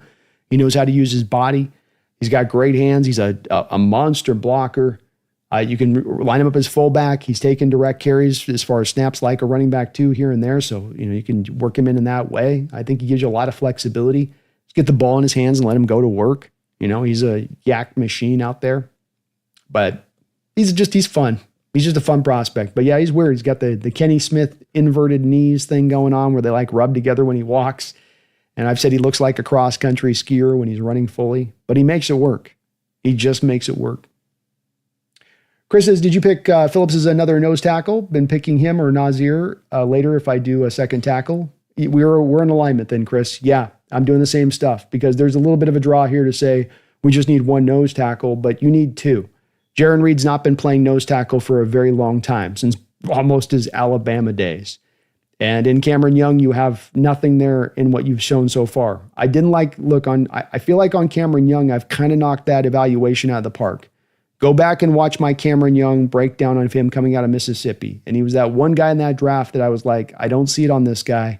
I don't think it's going to happen on this guy. And I hate saying that, but this is a weird pick. And so you got to kind of get down to getting two guys here. You lost Hankins. You want to get Byron Murphy out of the nose tackle position. So you need two. And in Phillips and Grant and Nazir Stackhouse, those are probably my three favorite in this draft, nose tackle, just regardless of kind of where they're picked. Just three guys that when it comes to, I can ask you to take on a double team, you will root down, you can become immovable. My linebackers can run free behind you. I know these three guys have at least that base skill. Most of them have a little bit more they give beyond that, especially in Jordan Phillips and Kenneth Grant's case. But they give you that immediate base skill that you have to have there for that position, bar none. And so, that's the way I went with it. I went with Phillips. I did Grant early on. I'll show the mock here. I went Grant early on, and then I came back to Jordan Phillips there a little bit later in the draft for a value pick. Nick says, Grant being added to our defensive line would give us arguably the best rotation in the NFL. That's what I'm thinking as well. And this, when you put Phillips paired with it, in my opinion, you do just that. Phillips tops that off. There is no NFL team in this sport that would be as strong and as deep as our defensive line at that point. There might be guys that have more star power at the front of their stack, but nobody that can keep throwing waves at you like we can throw waves at you. And I think that if you're going to go with a defensive-minded head coach and a defensive-minded head coach that, you want to maximize to the ultimate, building them up a defensive line like this in this day and age is not the worst of ways to go, in my opinion. Nick, Fant's been working out with Donald for whatever it's worth. I did see that too, yeah. Maybe an indicator not on the move. Alpha sucks at mock drafts. No left guard in the mock is rough unless you think Ratledge Haynes moves over. I would think that there's two potential guys that could move over here. Say nothing of there's even a chance to me that Jared Wilson can play left guard if you feel okay about what you have there at center as we get into camp. But I think Ratledge has a good potential of moving over. I don't think that he's athletically limited. I mean, when you worry about right guards going to left guard, it's really, do they have lateral movement there to be able to stay with some of the twitchier guys in front of them at 3-tech? He does, as his testing shows. He's very quick off the ball. He can, I think, do that type of stuff. But if he can't do that stuff, Chase Lunt, I know he's very big, but Chase Lunt, and there's been a lot of guys like this recently that have been big guys in this type of offense that get moved inside. I think he could absolutely be a left guard for you in there. So I think that he's also in the mix on this too. And then, yeah, maybe even potentially Haynes. I'd have less faith in Haynes doing it than Ratledge or Chase Lunt. But yeah, definitely it would have been nice to find maybe more of a left guard that would have fit. Hard part about that though too is that the left guard options in this draft are not great as far as there being like many of them. Once Banks and Donovan Jackson and Booker and Zabel go off the board, you're down to Wyatt Milliam, Fairchild, Garrett Dellinger, Bryce Calledew, I can't say his name, Cabledew, Bryce Cabledew. So it also is one of those little bit like center where it just drops out. The left guard in particular just kind of drops off the cliff there. Stoney says, I'm digging your choices. Thank you, Stoney.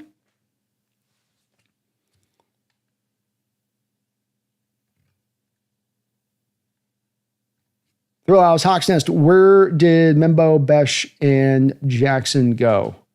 Membo went, I believe, top 10 in my draft on that one. Besh, the PFN has Besh going very high. So he went at the top of the second round. And Jackson went at the end of the first round in my mock draft. Thrill House, where we got back around to when I got to my second round pick, where I was like, okay, I got to go a little more to need because the guys are off the board here at this point. And maybe you could have traded up at that spot. I like better keeping the picks and just kind of sitting where you stand and rolling this route with it. But those guys are going higher, it seems like, as we're getting closer, Thrill House, to the draft. They seem like on perspective boards, they're starting to, drift up. Besh 2 months ago was looked at as maybe a third rounder, and now he seems to be more solidified in the second round, and now he seems to be maybe solidifying himself up into the top of the second round, which sucks. Stoney says, I see pick 27. Did you trade down? Laughing out loud. I did. So I went from 18 to 27, and I picked up a late third round pick to do that. I thought the players were very similar in talent right in that spot of the draft here.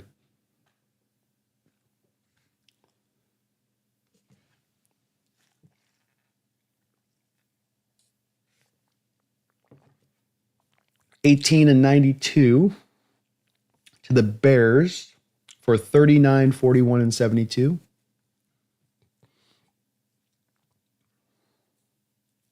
Boy, that's a big drop, Zach, in the second round. I mean, you've got me intrigued. But boy, that's a hell of a drop in the second round there. That's a long wait. That's a long wait. But you're in the right area, value-wise. I don't know. That might be tough, though, for me to pull. Mike L says, Brady Cook reminds me a little bit of Bo Nix. Yeah, I like that. I kind of see that, too. I think he's got some just good overall skill set to him without having some kind of clear diminished aspect to him, like supremely undersized or the arm talent's not there or just can't move. Gives you a little bit of everything to his game. And I thought he played really well. I've seen so much of his tape because I've had to do so much scouting on looking at Luther Burden to verify and make sure, because Burden was one of those original guys where still there's people that are like, he's going to play on the outside. He's going to play on the outside. So I had to look through so much of his tape to try to figure out that guy. And then you got Theo Weiss there too, the outside receiver, who's not too bad. So I watched a lot of Brady slinging it. He's a good player. Brian, I had a mock a few days ago where I dropped out of round one for both of the Bears' second round picks. Fun exercise with pretty decent results. There we go. A little bit like what Zach was talking about there with the Bears one. I like it, man. I like getting the extra bites at the apple into day two. However you do that, that's really what I want to see from our Hawks this year. Give me one more bite. Give me a selfish extra bite at that thing. Like, no, you got to share with your sister. No, I don't. I want one more. Max says, tell him, Brandon, no pick is a guarantee, and we need a full-on starter and a good backup. Still, we need to take swings. That's where I hopefully got to the place of balance on this draft, and it's a hard balance to strike, I'll give you that. And I'm not going to satisfy everybody, that's no doubt there. But that's the balance I was attempting to strike here, where you're finding the things that you do need, but you're still finding within those big swings. Kenneth Grant's got some true, legitimate upside. Tate Ratledge is legitimately, unarguably, the most talented right guard you will have ever brought in here. I think that very much could be the same about Jared Wilson. Is it Max Unger? Is it him? Both of those guys would be second round picks. I'll let you guys debate that out. Harold, that's his highest selection as you've taken a tight end in recent years. I think he's going to, at the very least, with him and Savion Williams, whether they develop into complete players, they give you weapons on offense. They give you toys for Clint Kubiak to go out there and play with. They've got some legitimate stuff that they bring to the table that you can utilize, even if you can't utilize them in full. And Chase Lunt, right tackle insurance, gives you the guard ability, I think, in addition to that. So there's upside there, pure scheme fit with his zone. Jordan Phillips, kid just turned 21. He's a baby. He's just growing into his grown man strength. Jeffrey Bassa, raw aspect to him, but there's definitely some upside. He comes in, he's a special teamer initially that you hopefully maybe can develop. So I tried to do that with this draft. Even the two corners I took in Melo Dotson and Robert Longerbeam. These are not tryhards. These are not overachievers. These are guys with legitimate talent, with legitimate ability. Dotson, the way he takes the ball away. Robert and his twitchiness, and speed, and quickness, and some of the upside that he does tempt himself. So, I was trying to do that. I was definitely trying to shoot for that. Sunny Guy says, I feel like Luke Kandra has been such a slept-on prospect in this draft. He has adequate lateral movement and plays very strong. He's worth a day 3 pick.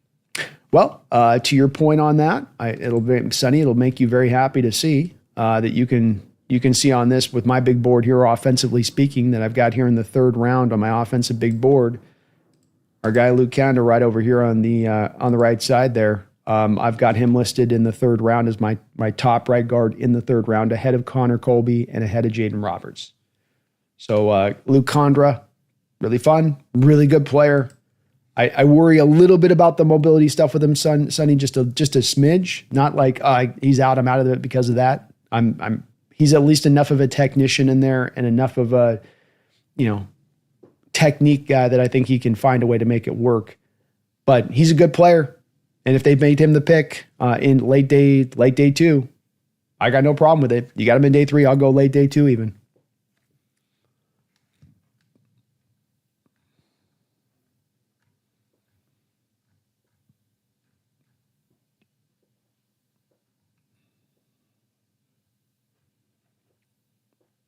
Tom says, Brandon, I think you were very lucky to still get Grant at 27. If he was not available, who would you have picked? Probably Zabel. I'll go with Zabel there, Tom, because then now what happened was I went Grant, so I went with the high value guy, which then drifted me then over into more of a need-based kind of model than once I got into 2nd round. So if I go with Zabel at that point, now I can get back into the 2nd round and go pure value as much. I might still have to address a Jared Wilson potentially there in the 2nd round, but I can get a little bit more into value-based model at that point. And the Zabel value to me at 27 is a lot different than Zabel at 18. I think that it's a much different pick to me because I am picking up that extra 3rd rounder and getting him still. So probably would be Zabel, Tom. And Mawari wouldn't be out of line as far as if at that point, if you want to, maybe look at him as a guy that was, I believe, also still available on my board at that point. Mykel Williams, if he drifts down there, would be definitely in play. I don't think he'll probably fall that far, but you never know on some of these guys. Mykel Williams and the Will Johnson types, you just don't know where they're going to land at. Will Johnson's had some kerfuffle going on now with him and not running the 40 time, and people worried about him being too slow. And so there's some guys that could also in addition to that, but Zabel would be the guy that more often than not, most mock drafts, Tom, he's drifting down there at 27, and the value would be right at that point.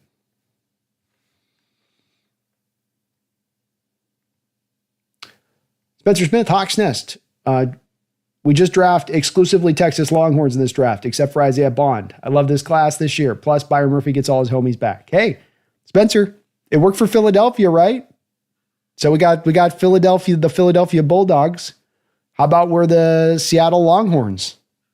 It kind of flows off. It's kind of phonetic. But hey, shoot. Kelvin Banks, sign me up. Matthew Golden, sign me up. I want no part of Bond. I want no part of yours. Collins, I'm okay with Collins in the 4th round. I just don't want Collins in the 3rd. And Makuba and Jada Barron, yeah, dogs all day long. Yeah, those guys, your defense is better for it. I wouldn't have a problem with it. Tom says, I think Hawks take edge rather than center in this draft. Pass on the quarterback late, take a safety and running back. They will not take 2 cornerbacks. Ooh, bold statement there, Tom. I mean, it is bold, Tom, because they have done the 2 cornerback things in recent years a couple times over. But I like your approach. I think your approach makes a lot of sense. I could sign off on that. I'd be good with it.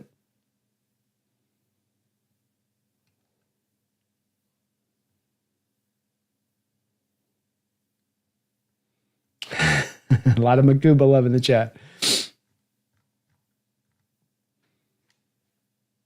Something fishy. I love Jack Sawyer. I know he has his limitations, but the dude is 1,000% effort and has something about him that just says elite NFL player. People that love Jack Sawyer really love Jack Sawyer, something fishy, and I'll say that about it. I'm a little bit lighter on him, but no questioning the effort. I mean, that's a great way of putting it. He plays with the motor on red, and he's going to give you everything he's got every snap in his fight and his willingness to be physical. And this is a sport that's growing ever more so now about lessening the physicality, about these guys getting less in that ability to just get into that kind of fist fight with you, play in and play out, and have the will to be able to do that and just not only dish out the beating, but kind of take the beating at times. And in Sawyer, you do have that kind of cat. So I think he is a guy that is not a guy that really has a high bust level to him, something fishy. My problems with Jack really come more down to me, what I would perceive to be a limited ceiling.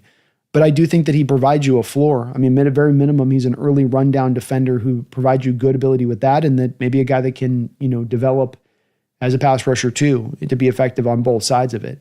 But I worry a little bit on the pass rush side that he's kind of a finished product there, and that he's just missing quite enough. There's not that natural juice he has he can lean on. Quickness, dip, bend. What is that natural bit of explosion you can go back to? And he just doesn't have any of those. So it all has to be done with the hand fighting and the technique and the use of working off leverage and setting guys up. And that's hard to have that be your whole bag is kind of that. But he's a fun player, and he works his butt off on the football field.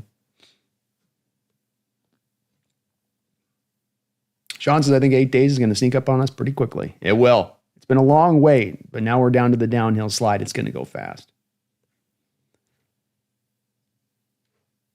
Chris says, Slater gives me Kelsey vibes. I like it, man. I tried to look up the Slater film, and I just couldn't find much. It's like a snap here, snap there. And he doesn't give you much of a read. Zach got Kenneth Grant, Tyleik Williams, Arante Arisay, Ratledge, Jaden Higgins, Winston. Love it. Love it. Jackson Slater, Dotson, Ricky White, Jalen Conyers, Ahmad Hassan. Let's go. Let's go, Zach. I'm feeling that, man. Tyleek's the only one I'm not with, but hey, every single other one, I'm standing up and I'm clapping. Nick says, I can see Zabel falling out of the first round. JPJ did last year and was regularly mocked to us in the first. I'd loved if we ended up with Grant or Johnson in the first, trade up with 10 for Zabel. I'm good with it, man. Yeah. Sign me up for that approach, Nick. Absolutely. And you're right about Zabel, is that it's always hard to pin when you got the smaller school guys. And has there been success with a guy like Cody Mock coming out and getting it done from that same small school? Yeah. But there's also Dylan Radins, who's come out and he's been okay. Oh yeah, it's what are you going to get? Who are you going to get? That part's a little bit hard to quite know there. So that might allow him to drop a little bit. Real House, Arisay and Ratledge, can't complain. No, I like me Arisay too. And there was a draw where I was picking there in the second round there. There was a bit of a pull to maybe go, let's go Arisay instead. Get the tackle, guard, flexibility there then. But I did think I could come back and get that with Lunt later. And I know Lunt's not at the same talent level of a guy like Arisay, but I think he does offer some upside too.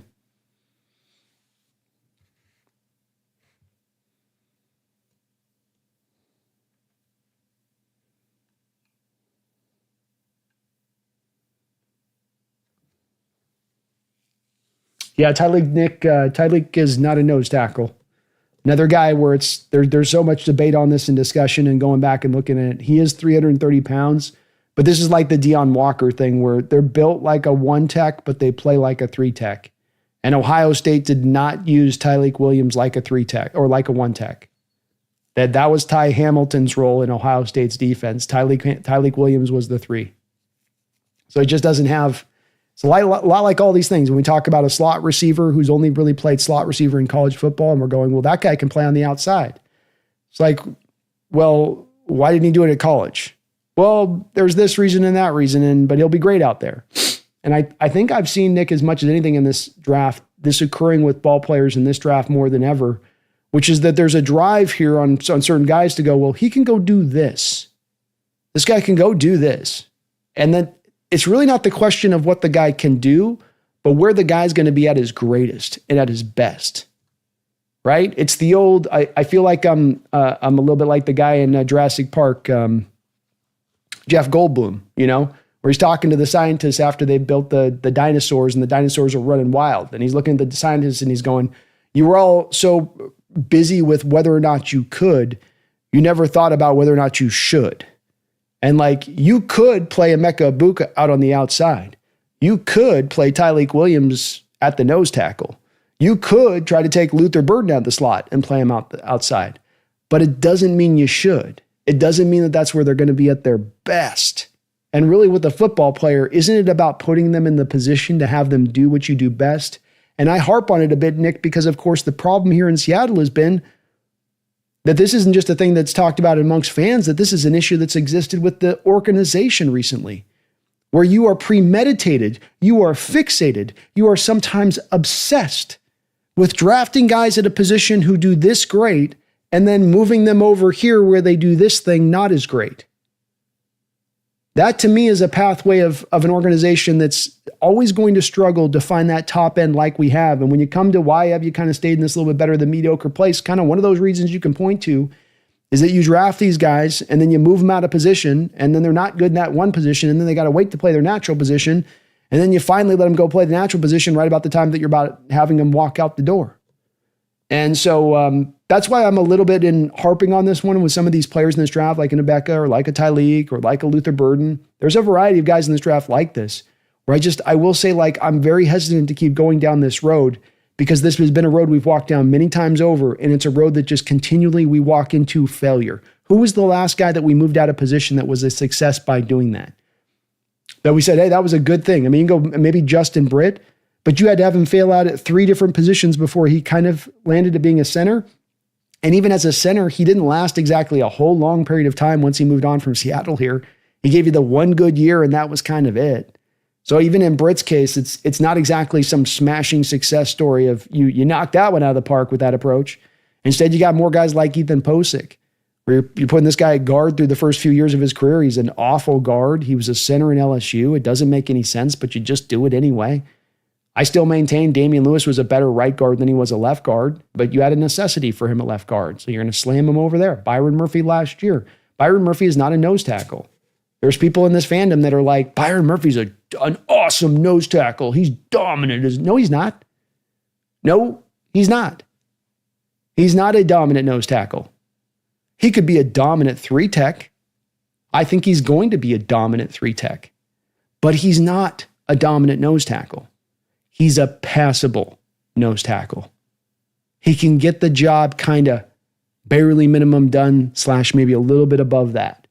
And that's where we go to. Is that the smartest use of Byron Murphy? Or is it better to be putting him in the place where he can have the most impact? And I know Leonard Williams is here and there's only one 3-tech position on the field, but this is even where I come back to saying, even moving a Byron Murphy out off the edge and letting him rush off the edge would be more effective than putting him in at nose tackle, where he's going to try to swallow up 2 blockers, where he's just kind of holding on for dear life to try to make it work. And he can kind of do it because he's such a freak show, but it doesn't mean where he's at his best. I want players where they're at their best. That's how I maximize my team. Not what that they can do it, but where they're actually best, to do it. I don't want to make a background vocalist person that's is real harmonizer. I don't want to make them my lead vocalist. You want to put them into the place where they're at their best. And then you get your best overall outcome with it, I think. Wally World, thank you for the $5 donation. Says, sorry if you've already mentioned it, but have you seen Gruden's quarterback class? I love it. Well, I always like watching Gruden's quarterback class. I am, Wally World, always a little bit late to the process on it a bit. And sometimes even after the draft, I have to get around to it because into the 25th hour like this, I've got basically the way it goes with this Wally World is that we have a lot of still interest in football and draft coverage and free agency, and it goes right up until the draft. And then the draft, you get the fall off the cliff where it's like you got kind of all the time in the world on your hands to a degree for a couple of months until training camp comes. But there is a bit of a dash right now where there's almost no time to consume any content because it's just you're grinding tape or working on the next show or prepping for this or trying to make sure you're getting through all the prospects on that. Like tonight, I still have a couple of safeties I need to just round out my look on them for the show tomorrow. But I will be watching it because Gruden's hilarious. And you always get a good feel, too, of it's a little bit of a behind the curtain kind of feel of a sense of how you get an interaction between kind of an offensive coach and a quarterback and a feeling for how that dynamic goes. We don't very often get a bit of that peek behind that curtain. And there's always something you can learn in watching those shows about the individual prospects. There's just a feeling you get. And I think part of it is just Gruden knowing how to get the guard to drop a little with those guys, to kind of cut through it. He's been at this for a long period of time, so he knows how to interact with these guys and I think get through the walls and through some of the security stuff that they've got, where their agents have prepped him in that way. But it's always much watched television, Wally. That's for sure. So I will absolutely be getting around to him and checking him out. And it's good stuff. It's good to see John back at it and doing what he does, which, there's no doubting. I know there's people with the emails he wrote and there's all this and, is he this, is he that? But, the cool thing with John is that, he loves football and he's got an absolute passion and love for this sport. And I really appreciate that about him. It ain't fake. It's completely real. I feel the same way about it. I love this sport. I love watching these players do what they do, appreciating it and just, marveling at it in so many ways at times, which like he does. But I will try to check it out for sure. I was trying to start to watch the Howard one and something came up and I had to start to jump on that. So I just got sidetracked on it, but cool to see him back up and running with it, Wally. Definitely got to check that out, man. Thanks for the suggestion and appreciate the $5. David206, thank you for becoming a member of the channel, David. We'll be doing a call-in show here pretty soon. I don't think we'll be doing one this weekend, but probably just after the draft, like not this upcoming Saturday, but not this Saturday, but maybe during the week there after the draft. We'll try to do maybe a call-in show at that point. So, David, thank you for becoming a member. Do keep an eye on your community post, as that's where I do post the membership benefits for members there on the channel. But thank you, David. I appreciate you doing that. Dave72, thank you for subscribing to the channel as well. Random McDaniel, thank you for the $5 donation. Hey, bro. Glad to catch the show. Todd McShay says, Josh Simmons has the most talent and upside of any tackle in the draft. What say you?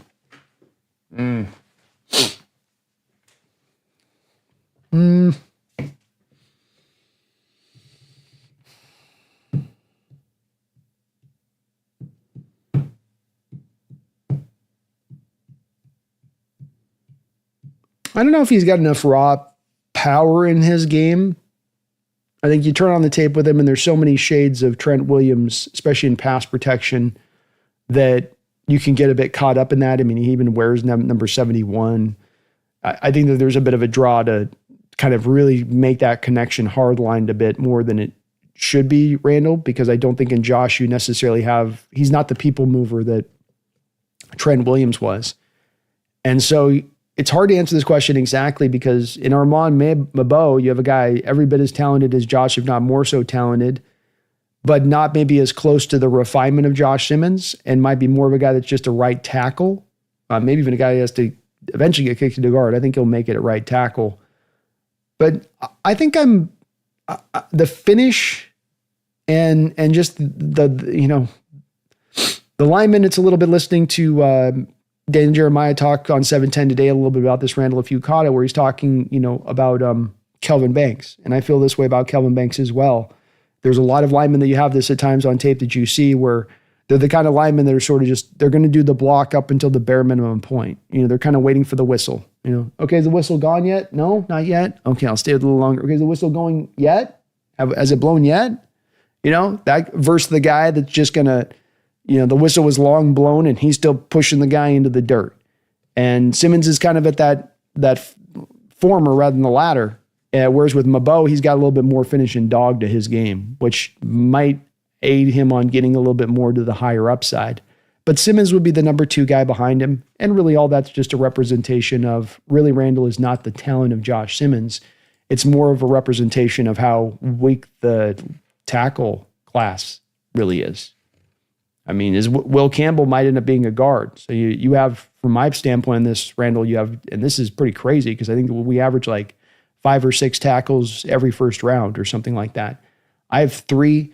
If you think Campbell's going to be a guard, depending on where you stand with him, he might be a tackle, might not, but let's just take him out of the mix. Removing Will Campbell from the fray, I have 3 tackles in the first round of this draft, and none of them are blue chip graded players, Randall. So it's also it's really speaking on that with that quote from McShay to how weak the tackle class is more than it is how strong Simmons is. There's also some things with Simmons as far as character questions, work ethic questions. Some of that is coming out with him a little bit, which could allow him to drop beyond where necessarily his talent is at. But thank you. I appreciate you for that, Randall. Sonny, thank you for the $2 donation. Says, hey, B, Chamir Dyke or LeJohntay Wester? I haven't watched a lot of tape on Chamir. We're definitely getting into the depths on some of these guys at this point. I would probably, in general terms, I would probably go with Shamir because of, I think with Shamir, you have upside that he throws you. I mean, both of these guys are later round guys, Sonny, so you're not counting on any of them. They were a little bit of throw it into the wishing well and see what comes back in a couple days. And so with LeJohntay Wester, I do see a guy that's more of a pure slot guy at the next level. He just doesn't have the size to be able to operate on the outside. With this other guy, Shamir, 4'3" guy, 1.5, 110 yard split. That's on a 6'1", 196-pound build with 32-inch long arms. Wester's got shorter arms, shorter build, lighter build. I just don't think it's going to work on the outside, and we don't need another slot guy at this point, in my opinion. So I would go with a guy that could potentially give you more of the outside snaps there if you're going with the later round guy, Sonny. It'd be a little bit like, too, a couple of the other receivers that are kind of in the same realm where it's very talented, but they haven't given you the production necessarily as much on the field. Deontay Thornton Jr. out of Tennessee or Arian Smith out of Georgia.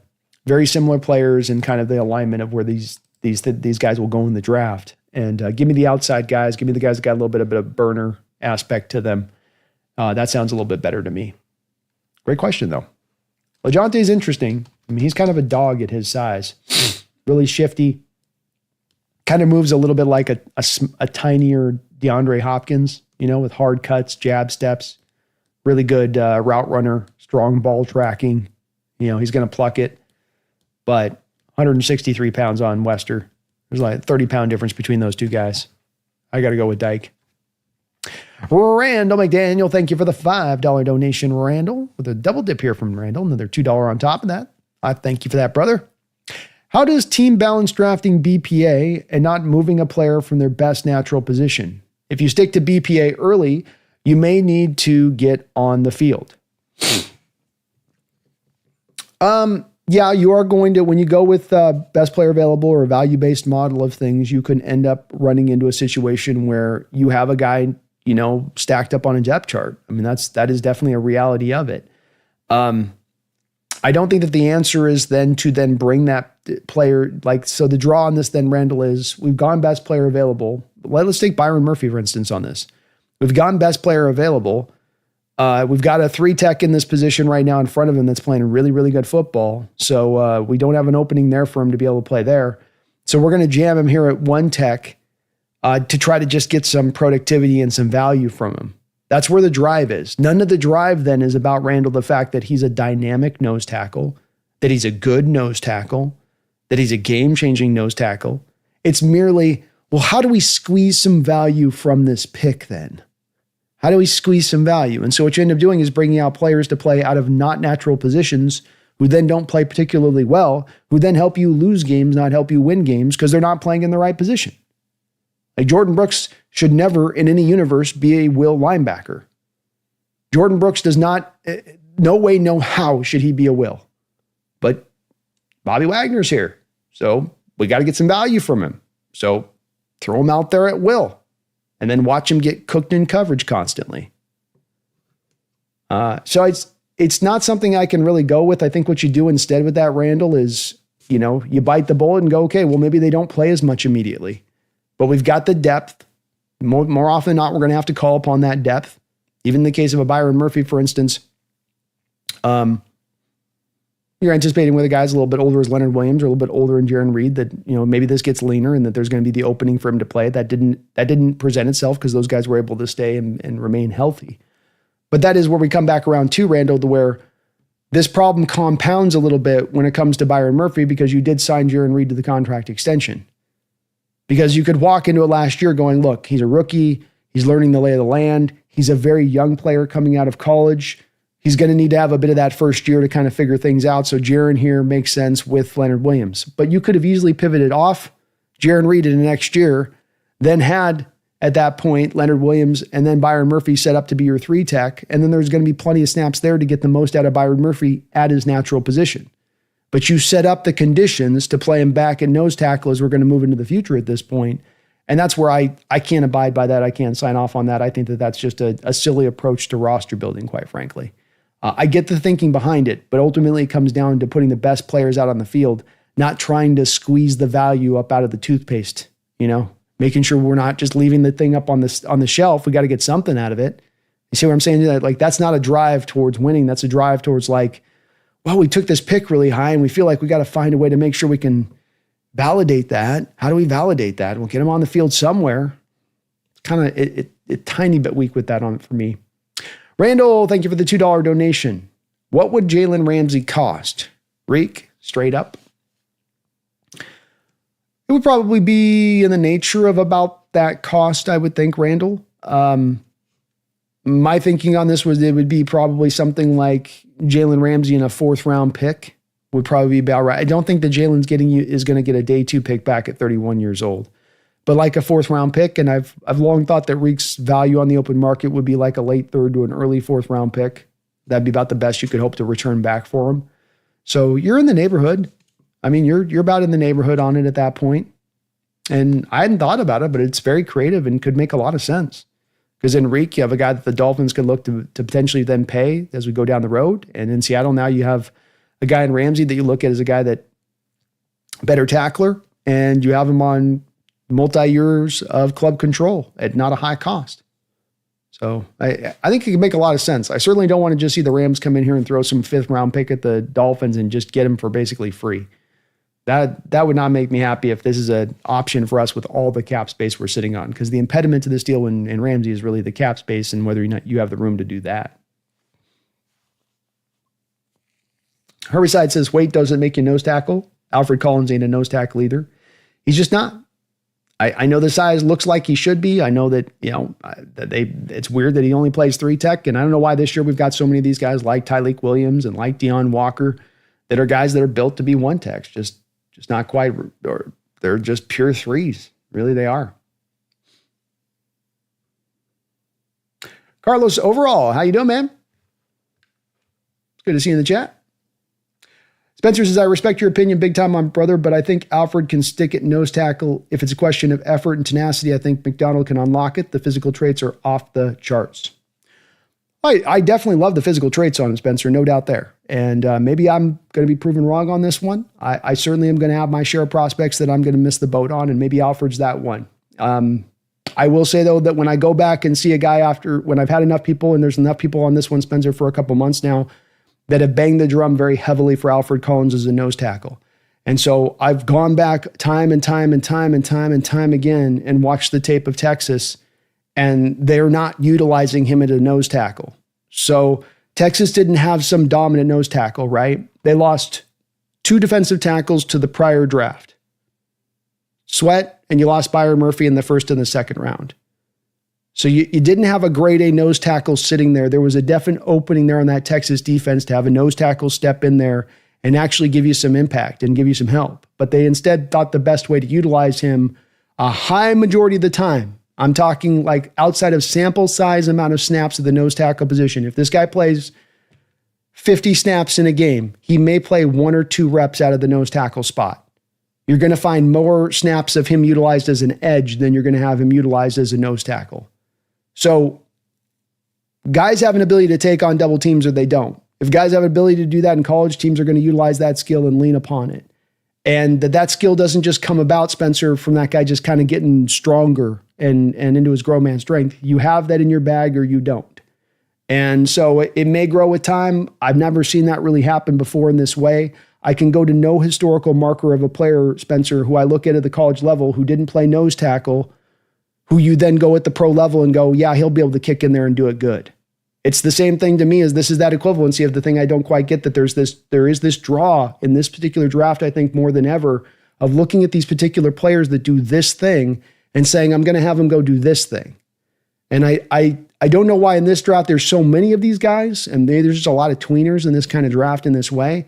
But I just think that that's where I'm definitely going to be pretty hard-lined on this and saying that the best utilization of a player is not to go put him into a position of something he can kind of do. It's to put him in the position of what he does best. Alfred Collins is at his best as a 3-tech run stuffer. That's what he is. Alfred Collins is at his best as like a Red Bryant 5-tech early down roll run defender. That's the kind of guy he is. He's not a nose. He doesn't have the ability to do it. He plays high, Spencer. To be the nose, when you go into that nose tackle and you come off the ball and you're going to come up high with that big build he's got, and you have the double teams ramming you, you can't hold down. Part of what helps Byron Murphy out of being 6 foot, part of what helped out Brandon Mabane at sub 6 foot tall as well, is you get up under both of the pads. You can get a hand on each guy, and you're lower than both of them, and they can't get lower than you. And with him on that, I think part of what Texas did there was protecting him from that, because they knew with him playing as high as he did, you get the double teams on him, and he's just going to be put on skates and go backwards. But you get him one-on-one with a 3-tech, where it's just man on man. Now he can control things and manhandle that guy a little bit more so as far as that goes. But I'm open to being wrong on this. It's only my opinion, and I don't have all the answers on it. And I will certainly, I'll certainly acknowledge that every draft, there's always going to be a collection of guys where I, kind of just shrug and I go, I'm not seeing it in that way on the tape. But I'll tell you this, I watched a lot. I've watched a lot of Alfred Collins tape at this point, as much as any probably defensive lineman in this draft. I respect your opinion, though, too, on that, man. Appreciate your perspective.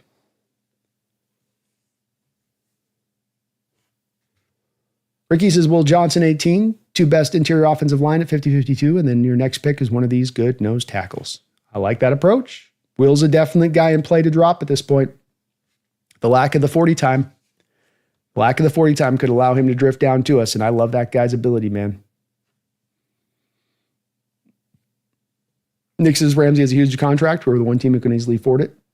Yep, absolutely we can. And my understanding is that even on the big contract he's on, Nick, it's not that bad. Like the bonus money goes off, and then you've got some option bonuses this year to next year a little bit, but the base salary isn't crazy. And it's a very feasible deal to take on the books. Space says, balls itch, you should see a doctor. Smiggles says, could Makuba show up at 92 instead? He could. That's a guy I could see them liking a lot. I've got a 2nd round grade on him, but I don't quite have it pinned down exactly of where he's going to go, Smiggle.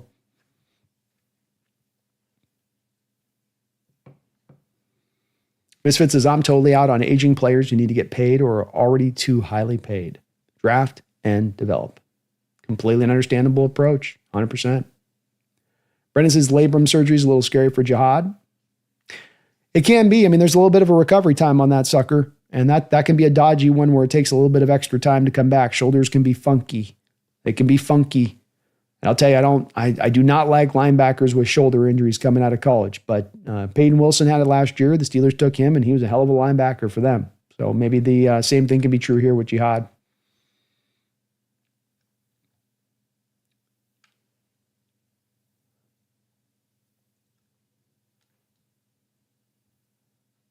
Watt has been banged up a ton the past year, says Midfit.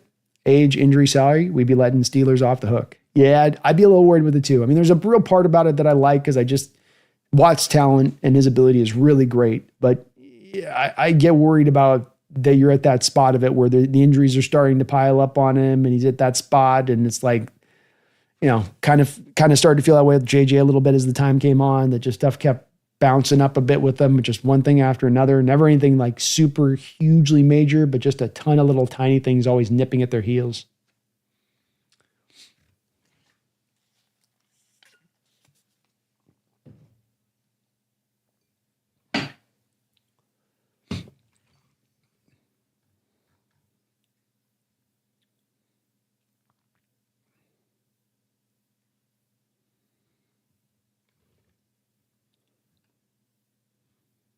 Thrill says, Brando, surprised you did hunt for Dillinger late. I might have taken a look at him, but I was really good with the Lunt. The Lunt one, I thought three offensive linemen taken, 3 taken relatively early. I think you've done your work at that point. So if I hadn't gone with Chase Lunt, then I probably would have taken a look at more of a Dellinger late. He is a pure left guard. I think the big issue I have with Dellinger is a little bit of the mobility stuff and the injury. He's definitely got the refrigerator shape you like for the left guards. But he's kind of a mass on mass guy. Bigger man moves a little bit slightly lesser sized man. Perry Gold says, I have to admit, I would love this. Let's go, Perry. Let's go. Got a few folks liking it a little bit. Spencer says, Will Howard was extremely impressive during his time with Gruden. I know it may not mean a whole lot, but nonetheless, the guy has a franchise quarterback mindset, not even mentioning the mobility, underrated arm. I think it's very important. And I mean, I think you're right about this stuff doesn't get mentioned a lot about it in the field that you get off of guys. But it does seem like, with the diva age that we've just kind of gone through in the NFL in the 2000 teens, that there's still this lingering little bit of divaness, even in some of the quarterbacks coming out in the draft. And in Will Howard, you get a sense of it being a little bit more of an ideal kind of mindset of I'm here to just work. I'm here to be, it ain't the flashy. It ain't about me. It ain't about my star power. It ain't about my Q score. It ain't about growing my brand. Like you just feel like this is a guy that loves football and he just wants to get after it. And I do get that feeling from him every time he does talk. And I think you're right about that and noticing that he's kind of wired in that way uniquely. And just part of the reason why he's kind of my guy in this draft, if we're going to go grab one of the guys inside the 4th round area, this would be the guy that I would want to take of any of the picks. Not in the 2nd round, but I would take him. Zach says the Giants call for 18 to trade up for a quarterback. Very possible, Zach. Very possible. They offer 34 and a 2026 first for 18 and 172. I do that one all day long. I mean, Giants are one of those teams there's a variety of teams out there that just can't get right.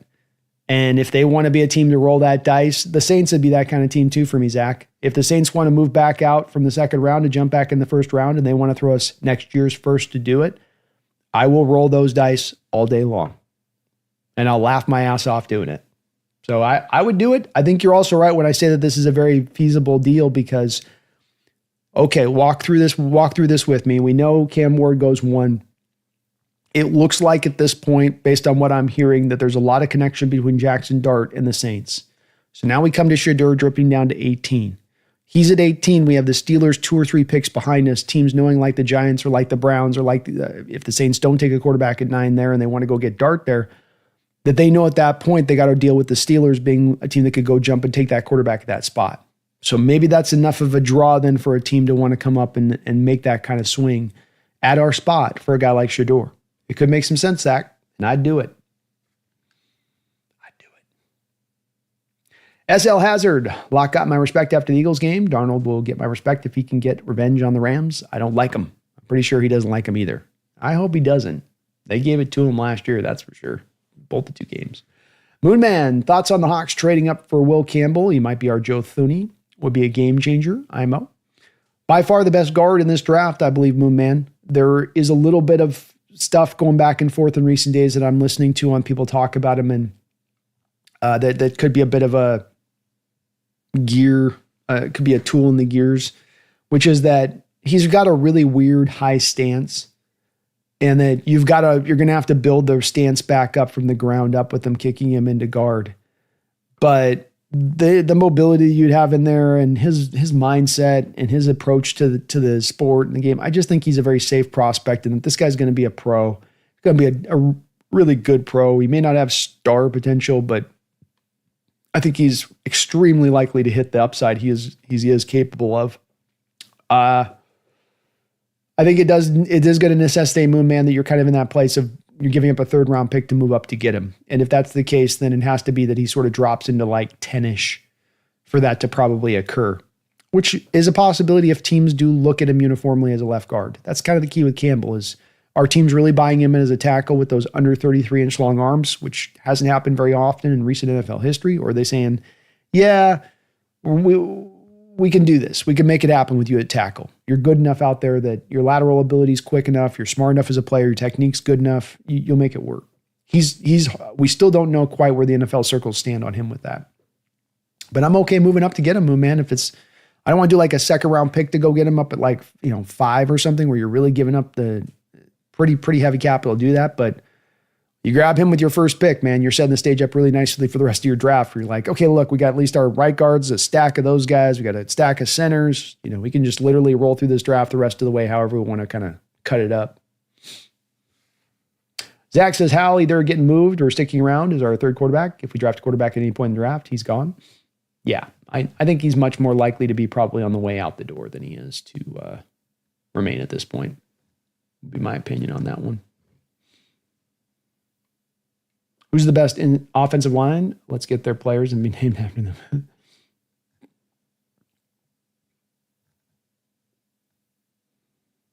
Stoney, have a good night, man. Appreciate you, bro. Chris, have I looked up Isaac Tesla? I watched a little bit of his tape, yeah. He's a big play slot, really high yard per catch average, which is cool. Very little production overall, but he's got some enticing tools, 4.43 speed on a 6'4", 217-pound bill, which is nice. 1.5, 110-yard split, that's nice. He is very zippy off the line of scrimmage, and he really carries his big frame well. He's an average route runner with some inconsistency to his breaks. Solid hands, no drops on 100 college targets in his career. So you throw it to him, he's going to catch it. He can break quickly when he's sort of sliding his feet across like you would. He's got a weird move. So he's got a weird move that when right before he's about to break, he sort of kind of like, you have your socks and you're like on a hardwood floor and you kind of slide the sock behind you as you walk a little bit. It's almost kind of what Isaac Tesla looks like when he's about to get in and out of his breaks. It's a little bit of that inconsistency I talk about with him, his breaks, where you can kind of read where he's going to go. If he's just running his normal way, he kind of has also a little bit of a slow and sync to what he does when he's about to get into his breaks. So not only do you kind of feel his feet slide, but he goes from running up here to he's about to go to his break. He sort of comes down as he's going to go into his break. There's a lot of setting up and showing what he's about to go do. He does have a nice little shoulder dip and the ability to really avoid physicality when he's running through the secondary and his route running that stood out to me. But when he is got the sticky physicality on him, press man coverage kind of stuff, he can struggle to find separation. So the testing numbers don't exactly equal out to what you see from him on the field. In like, you think he was twitchy if you looked at some of the testing times, what he 10-9 broad and whatnot. I don't think you really saw that from him. He's kind of a little bit robotic with some of the movements. But could be fun. Could be a guy if you can find a way to just refine down the route running a little bit. The hands are legit, and physical measurables you do feel a little bit on the field, especially some of the straight line speed. So he's interesting. Just no production really though in college career.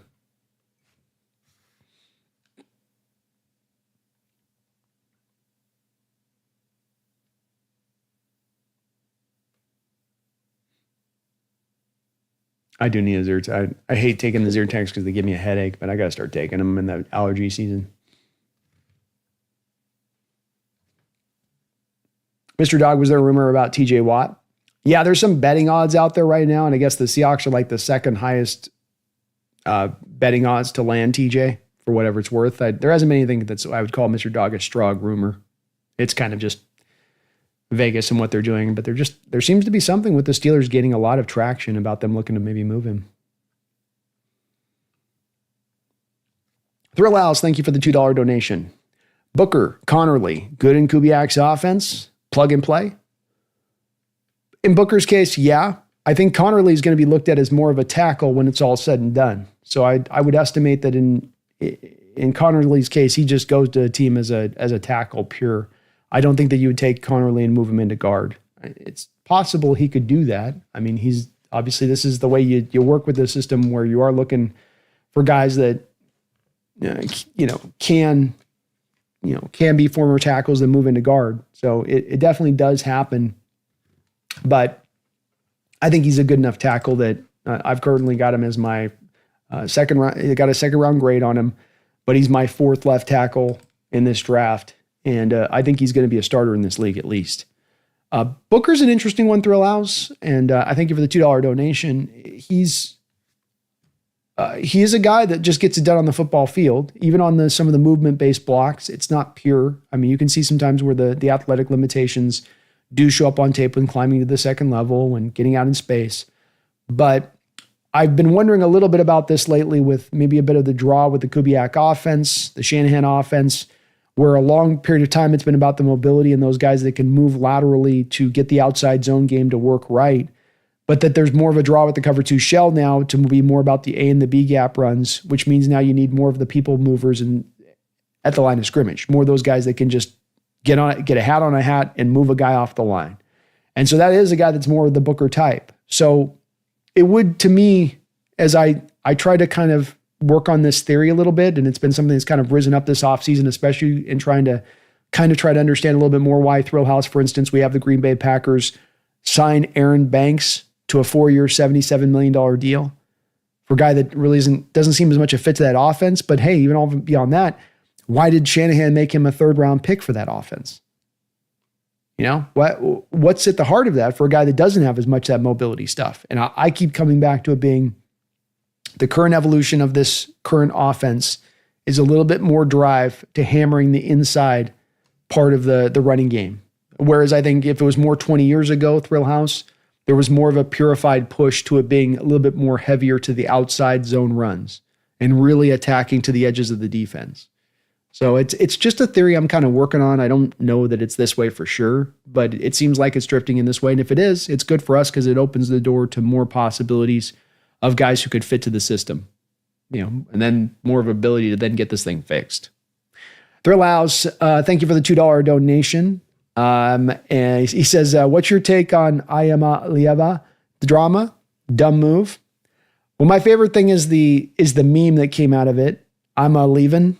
Have you guys seen that, Thrill House, where somebody put the kid's name is Ayama Lieva and it's in I'm leaving? People are freaking so funny. Yeah, it was great.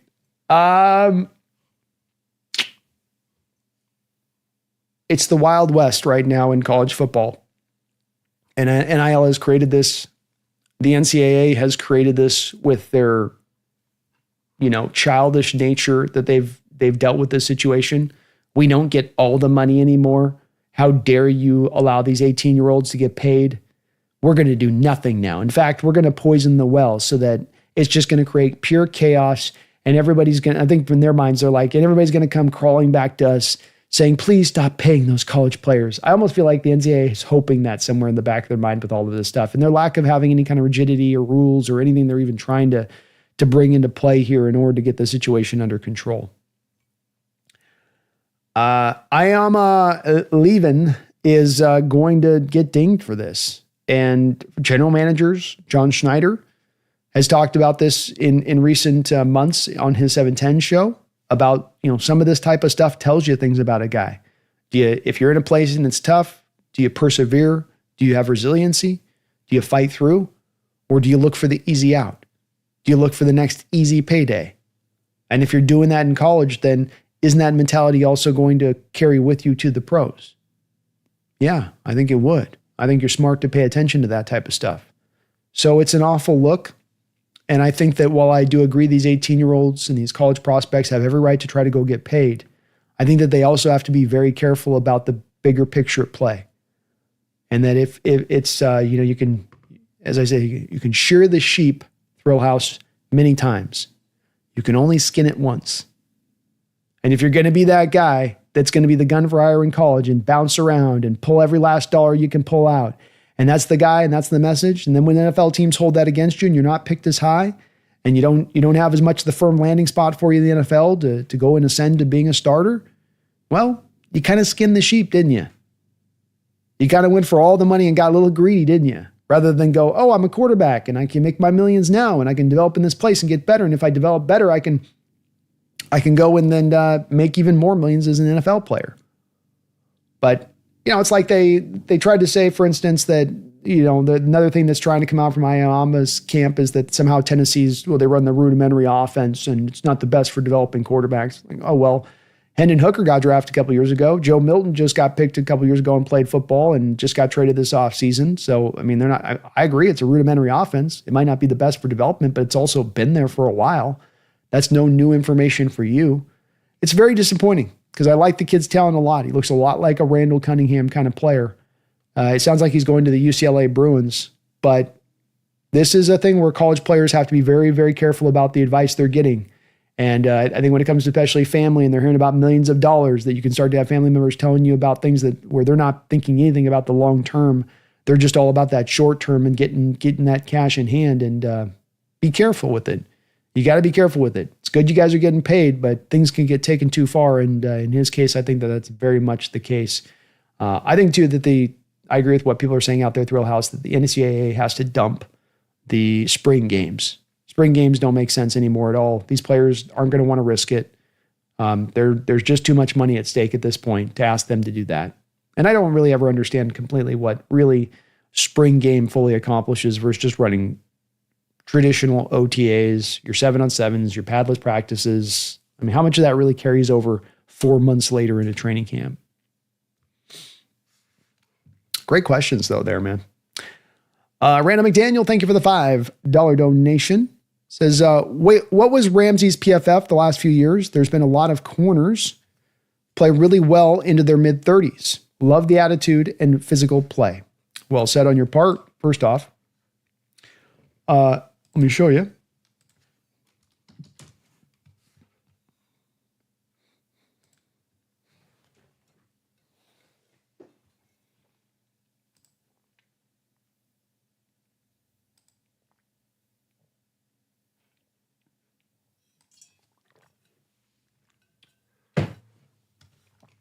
Okay.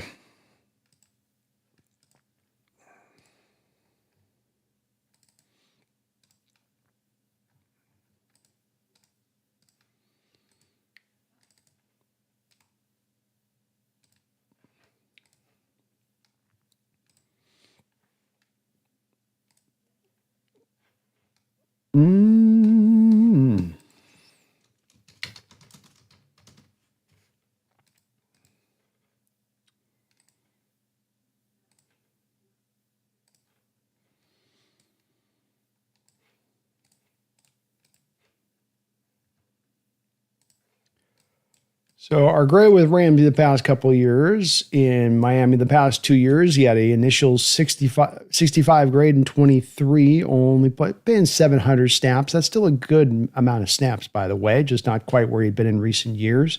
Played a lot of football there with LA. So over 1,000 snaps, 3 straight years there with him when he was there. But he had 77, 84, 86 grades with LA in his 3 years. And then with Miami the past 2 years, it's been 65 and 76 on the grade. So still very good grade last year as a bounce back kind of year last year. The tackling numbers are the part that stands out from him last year that went downwards to a considerable degree, where if you look at, for instance, his missed tackle percentage here, right, where was I looking at with that? Randall, I missed, just staring right at that thing here. Oh, here we go. Okay, so 19.4% Randall there. Versus, you can see he's had 1 year where he was kind of near there a few years back with LA. So he's had times in the past where it's not been great, but last year really stood out in that way of being pretty poor on that area of things.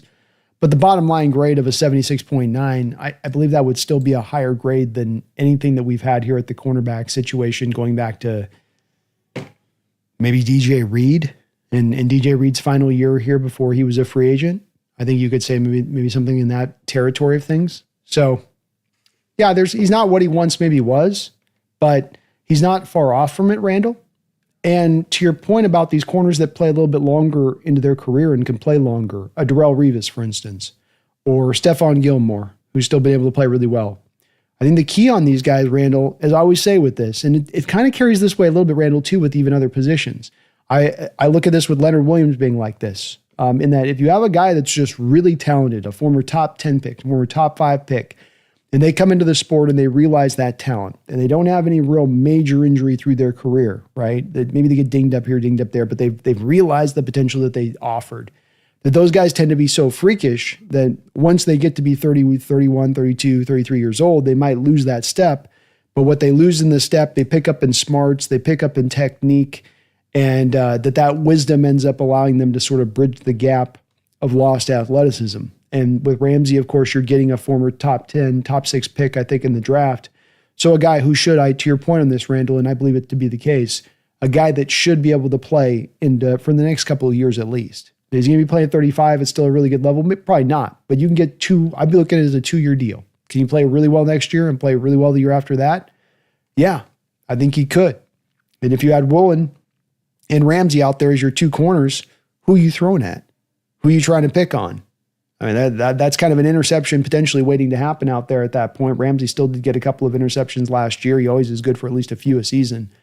I love his attitude. I love his physical play as well. He's chippy. He gets after it. Yeah, it's getting a little older, but I still think that there's enough there as a player that this could be interesting. And for a 4th round throw, Randall, we've got all the we've got all the cap space in the world. I mean, that's not the worry at all. Not to mention he doesn't cost you all that much money. But for like a 4th round pick and the equivalency of what you'd be getting for the 4th round pick instead, which is what I expect the cost is going to be when this is all bore out, I would go that route, and I would go that route all day with it, man. So I'm with you. I think that this just makes so much sense to go this way with it as a move. Not to mention that if you don't, the other side of this is that you give the Rams Ramsey as a corner. And now that's kind of one of their weak positions for me, especially when it comes to their cornerbacks and how they tackle. I mean, they've got the super slim guy that Washington took a couple of years ago as their hopeful one starter, and then they got Achilleo Witherspoon as their other starter. They do not have good tackling corners right now. You let him go back and get Ramsey, as bad as the tackling numbers were last year, he's still better than what they have there currently in-house. So this is also what you, by not making a move here, you not only do not improve your own cornerback room, but you allow your maybe greatest rival in your division next year to improve their cornerback room. Spencer Smith, thank you for a $5 donation. Spencer, I appreciate you, man, and I really do appreciate as well the great discussion today. I've noticed you getting into with people about snap percentage, team fit, about guys like Abuka Collins. Can't projection scheme influence that?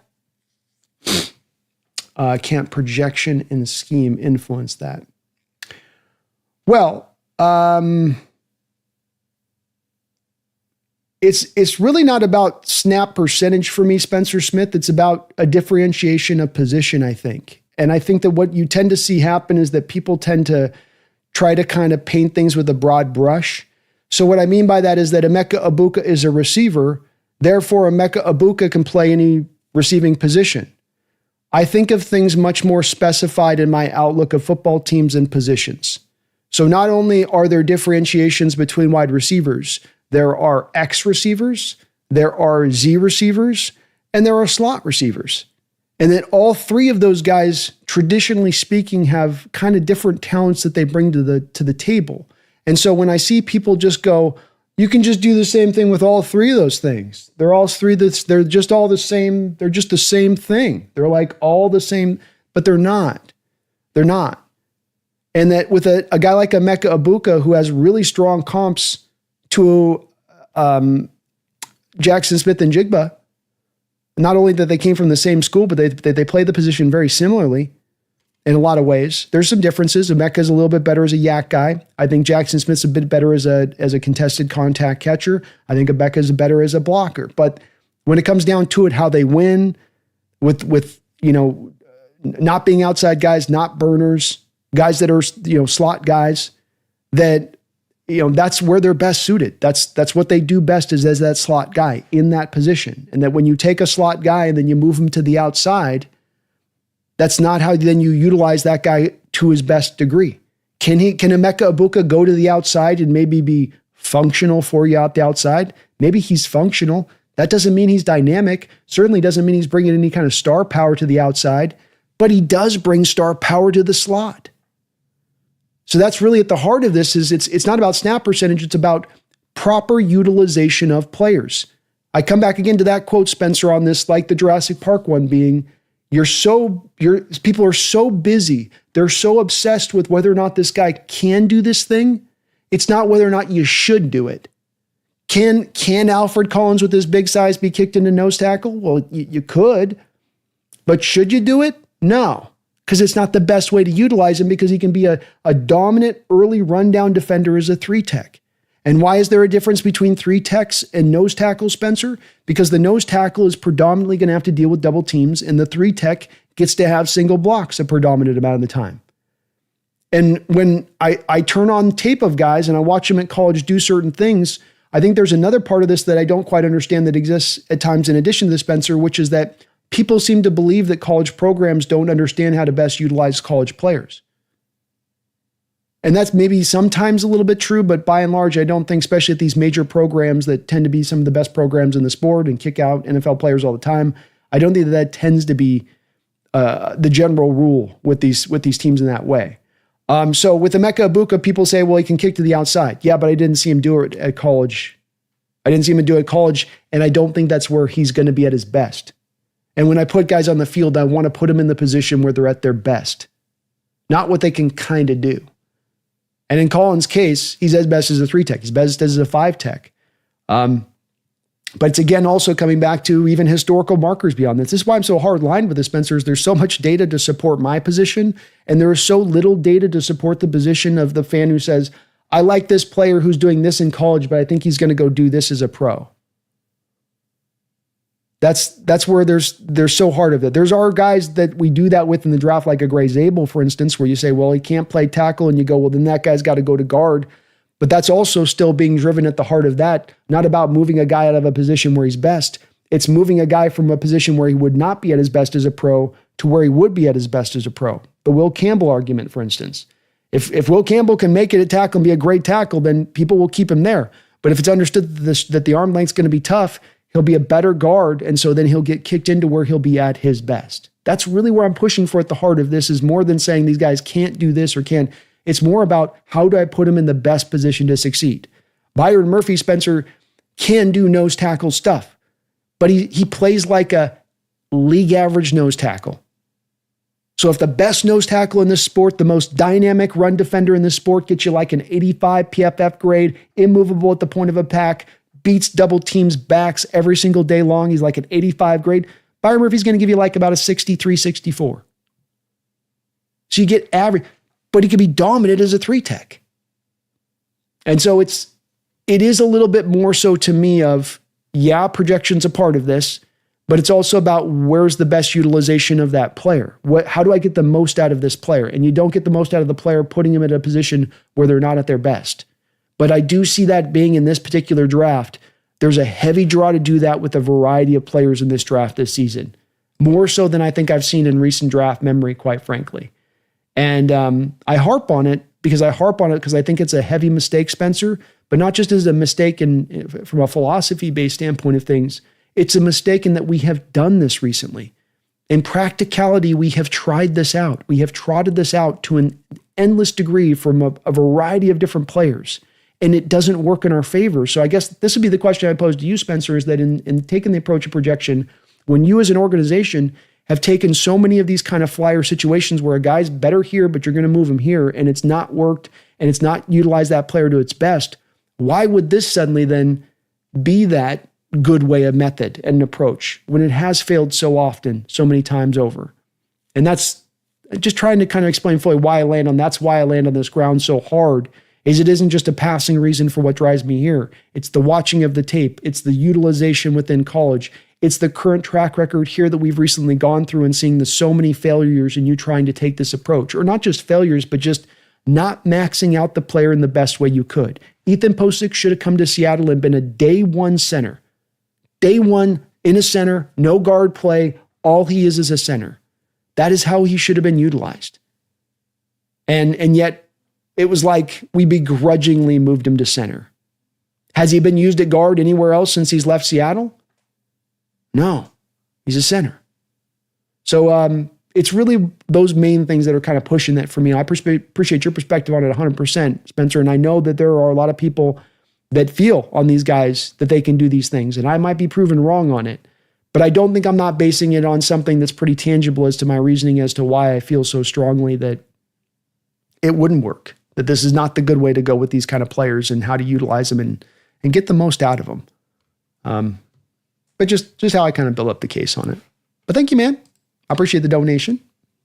Dogzilla, thank you for the $2 donation. How much weight do you put on nose tackle Desmond Watson? I'm taking weight off of Desmond Watson. He's got to lose 75 pounds minimum by the time we get to training camp. I need him out there doing 3-day fasts, drinking nothing but electrolytes. He's going to be a UDFA guy when it's all said and done. But he's got to, I'm not joking, Dogzilla. He's got to legit lose 75 pounds. He just can't move enough.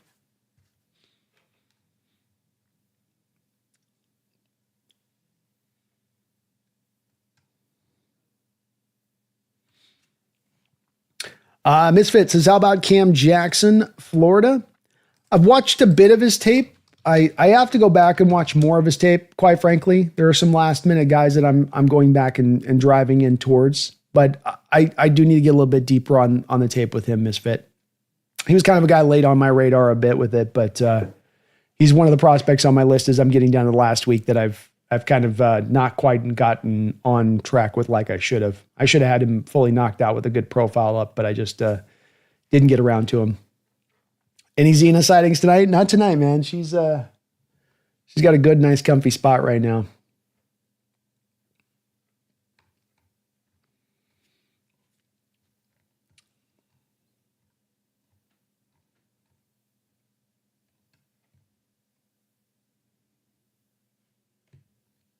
Catalyst says, B, I think Byron Murphy will be rotational with Jaron Reed more this year if we get a nose tackle like Kenneth Grant and Phillips. I agree.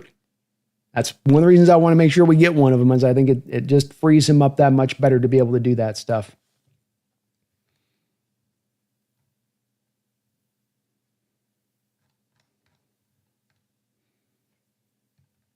Spencer says, nobody brings up JSN has proven to be able to play outside snaps in the pros. College role, the snap percentage doesn't necessarily dictate the full capability of a player at the next level, respectfully. Well, I've brought this up, Spencer, and maybe you'll have the answer on this, and I completely am not, it's certainly, I appreciate the perspective on it. So I love this kind of discussion 100%.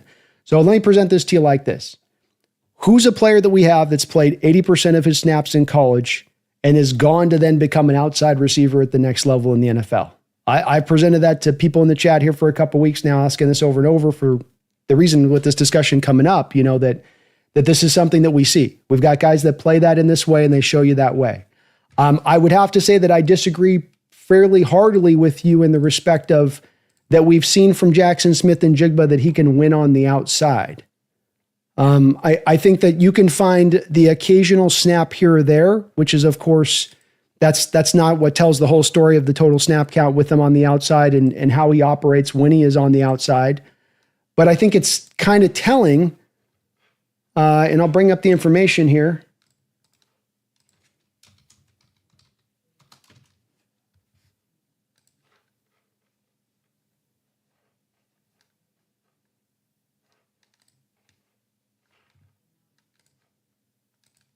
All right, so this is Jackson Smith and Jigba. So we've got his rookie year. And if you'll notice here in his rookie year, you aligned him out wide 31% of the time. Why wasn't he as effective as rookie year?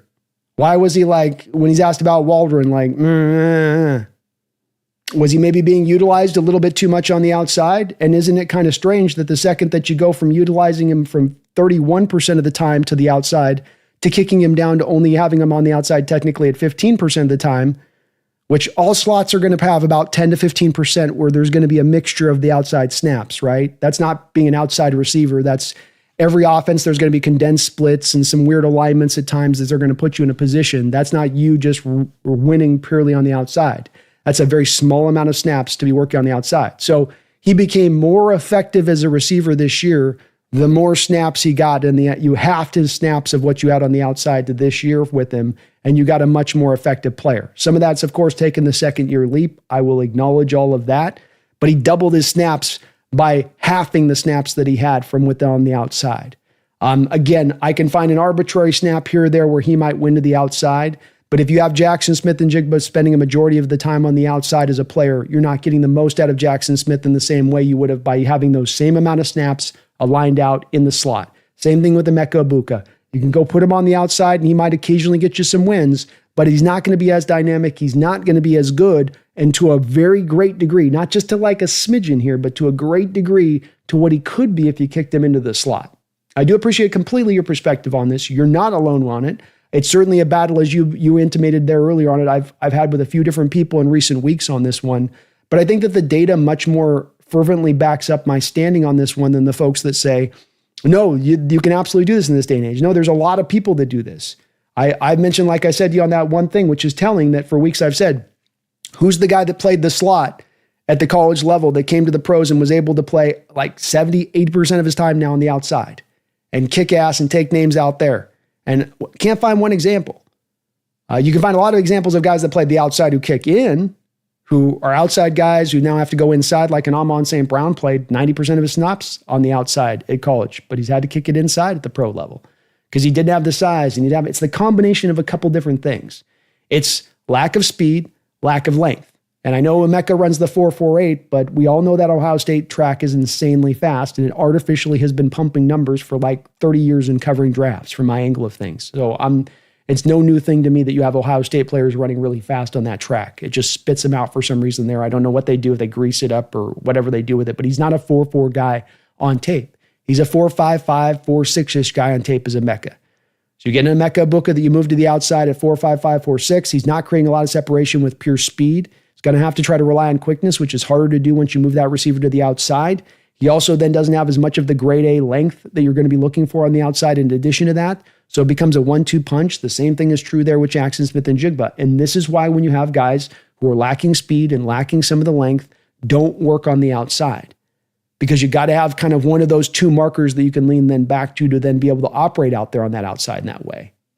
So I'm completely open to being wrong on it. If I am wrong, I'll eat crow. If I am wrong, I'll adjust my outlook to it. But I do need data. I do need information. I do need a track record. I do need a history of seeing players that have taken these kind of approaches to get the baseline to then have confidence to believe that this is a new trend or a new way that things are going. I want to see it from you on tape before I'm going to predict that you're going to do it in the pros. If I got to predict that blindly, you're going to do it in the pros in that way. It's got to be much more of the transition from a really hard job at the college level to an easier job at the pro level. So going from tackle at college, left tackle at LSU and the SEC for Will Campbell to being a left guard, that's an easier jump. Going from being an outside wide receiver to being a slot, that's an easier jump than trying to ask a slot receiver to take the jump to being an outside receiver. Much more tougher job to be an outside receiver, even with the value of slot receivers rising up like they have. But I love the discussion, man. And Power Code, how you doing? It's good to see you in the house, brother.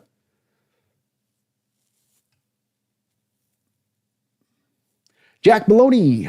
Hey, B, I was looking at some of our red zone stats, and DK is one of the worst red zone wide receivers in the league. Last year, he had 41%, second worst to Pickens, laughing out loud. Kupp is one of the best wide receivers in the red zone.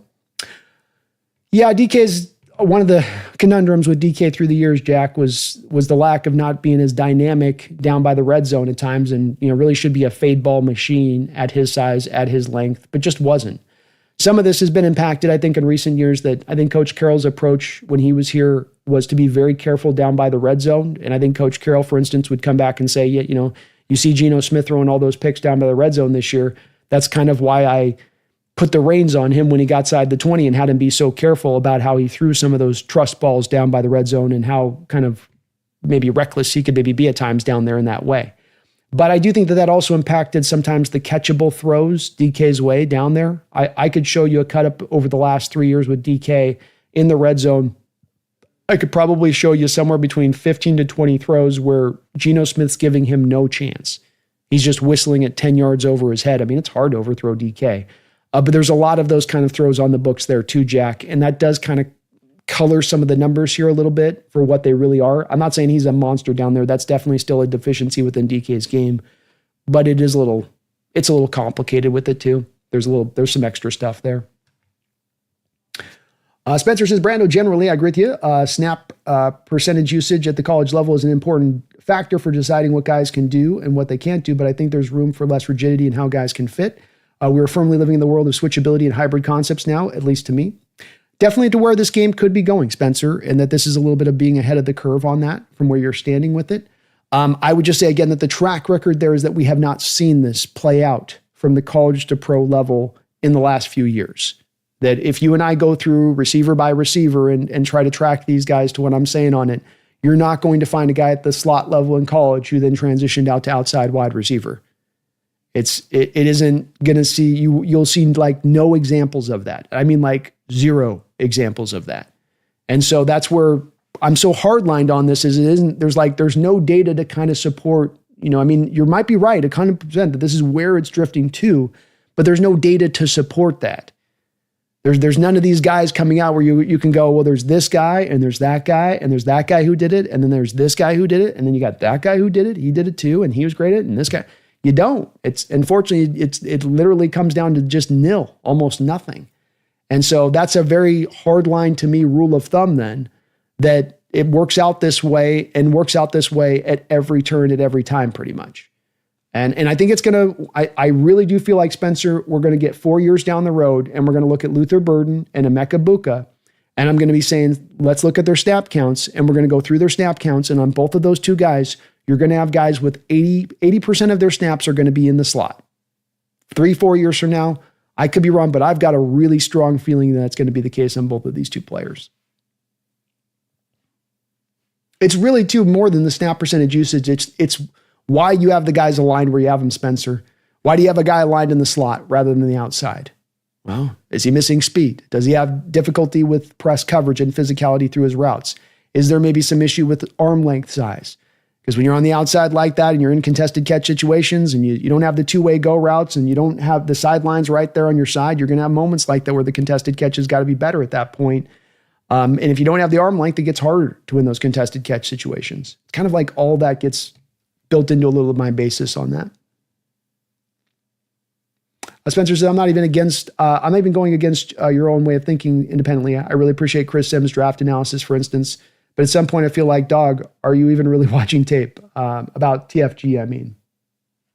Oh, yeah. I hear what you're saying. And Chris can get a little weird with some of his stuff there. But I appreciate you coming to. And again, Spencer, I disagree with it, but I fully acknowledge that there's many in your camp and that you could be a bit of the head of the curve on this one. That we could come to find here 2-3 years now that I'm blatantly, boldly, blindly wrong on it. And I'm definitely getting older, and older men get stuck in their ways and their thinking with stuff being a little bit in the, that's certainly something I can be guilty of in this situation, and ripe for in a lot of ways.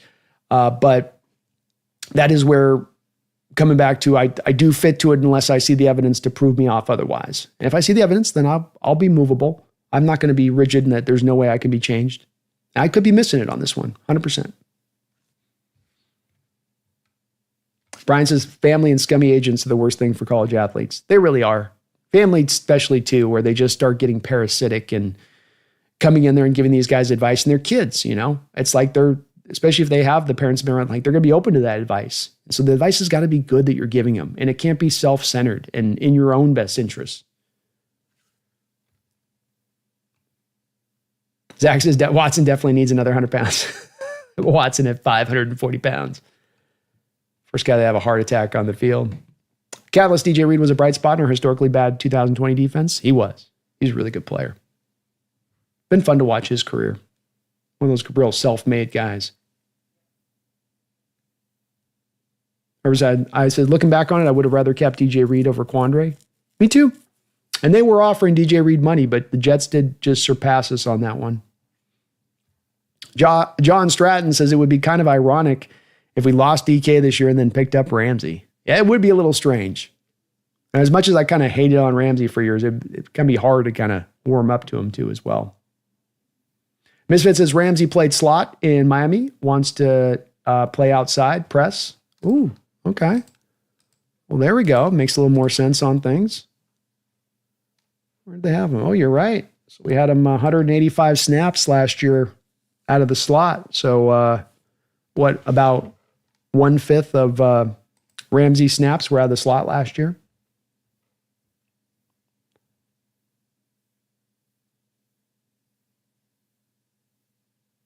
I'm not annoyed, but by the way, I'm not annoyed at all. I hope it doesn't come off. I think sometimes I'll get passionate about stuff and it might come off a little bit like that, but I hope too, Spencer, with this, I'm not annoyed or anything in any way with this. I think this is great discussion. I mean, this is deep draft discussion. This is about moving the ball forward into the future and where the game's going and trying to anticipate that. I mean, that's what this channel is about. So I don't have all the answers. I'll have strong opinions, but I love the different perspectives here. And I'll push back, I'll probe, I'll definitely pick, but there's no part of me that's frustrated or anything about this type of stuff. I like this.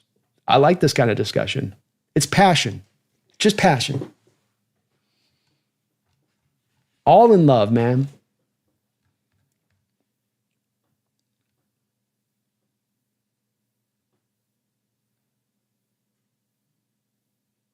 Verla says, I feel like Ohio State's going to serve Brando legal documents about their track. I'm telling you, they greased that thing up. I don't know what new age materials they've put on that thing. But I've watched some slow-ass dudes run some real suspicious times through the years. Real suspicious times.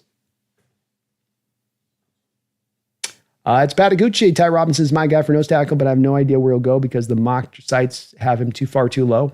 A little bit of shorter arms. Another guy really played more of the 3-tech than he played nose tackle. Used all over the line of scrimmage for Nebraska, but not as many nose tackle snaps in there for a Ty Robinson. Spencer Smith, thank you for the $2 donation. Appreciate you holding firm. Still love you, bud. Hey, much love back to you too, Spencer. And I hope I worry sometimes with how stuff can come out because I'm not always being careful and making sure that I'm making sure that I'm being clear on stuff with it. I push back heavily on it, but it's not out of not understanding the other perspective on this or not understanding the other perspective on this, maybe seeing this in a way that I'm not seeing it quite as clearly. And that it makes a lot of sense that this is where the game going. Your comment about things becoming hybridized and things kind of melding together. We're seeing, off-ball linebackers that can become edges at the same time. We're seeing the safety position go from free safety to strong safety to just being safety, with the cover 2 shell stuff and how that stuff's being trotted out. So it's very possible here that we might be seeing a very similar kind of amalgamation when it comes to the slot wide receivers and outside receivers. It might prove out to be that for sure. But I love your perspective on it, Spencer, and I love this discussion, man. I really do. John says, how many times did Geno Smith in the red zone throw the ball over DK's head, try to be safe? Exactly. That's what I saw too with it. That's where it's where, again, the numbers are always important, but you always got to pair the numbers as much as you can back to the actual film study and looking at the all 22. And you put them together, and when you can put them together, you ultimately got the clearest view of what you're trying to see. But if you just try to use one and never the other, I think that's where it gets you a little bit lost in all of it. Zach says, I don't think Beckham moves outside. I do think Burden is the guy who plays all over, though, so I get the take. Yeah, I can understand it. And both those guys are great players. I do think those guys are going to both be very effective receivers in this sport, wherever they're going to be lined up.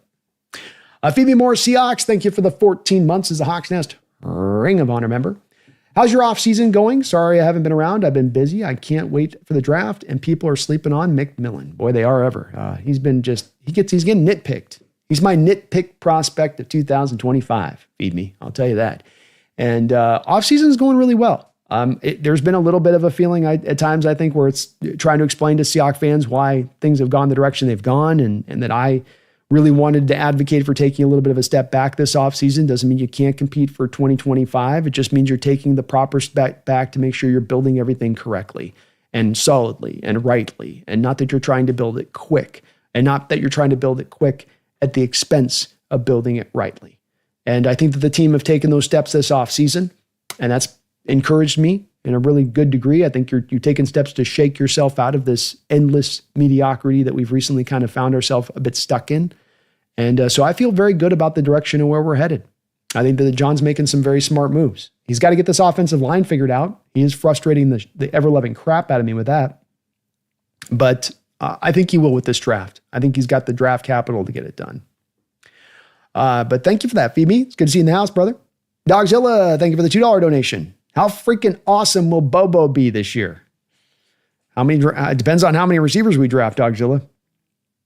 We take 2 receivers, and he might have a hard time, making the roster here as it stands. And he's in play to make it. I'm not saying he's going to be a certain cut here, but you go get another outside receiver at this point, and might be a little bit on the outside looking in. So especially depending on how many maybe tight ends you carried. You carried the extra fullback position with Kubiak's system, how that goes.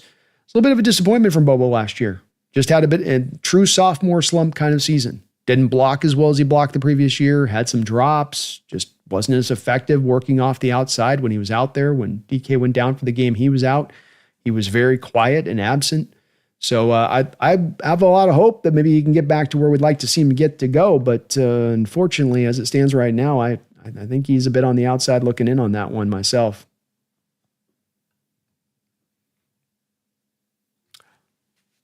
Thrill House, thank you for the $2 donation. No chain gang. They got to work on their resumes. Yeah, I'm glad to see that we're finally moving with get the laser beams, get the freaking laser beams, please.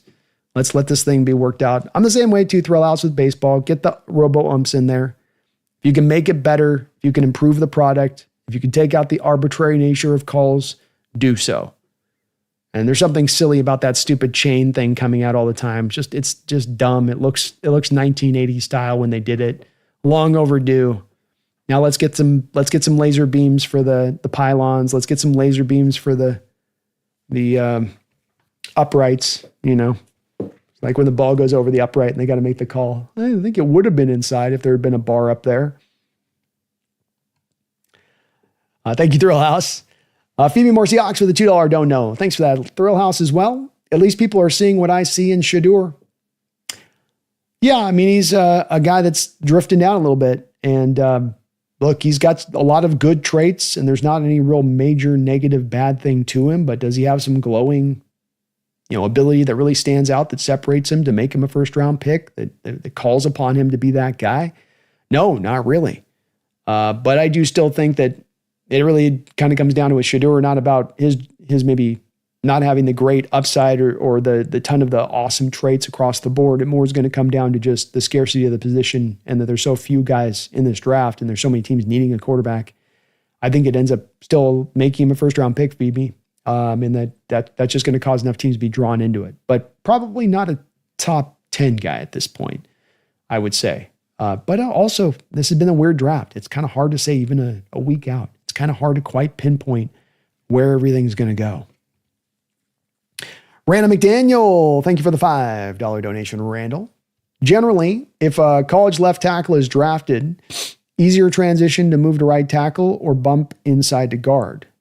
I know it depends on athletic traits, so just in general.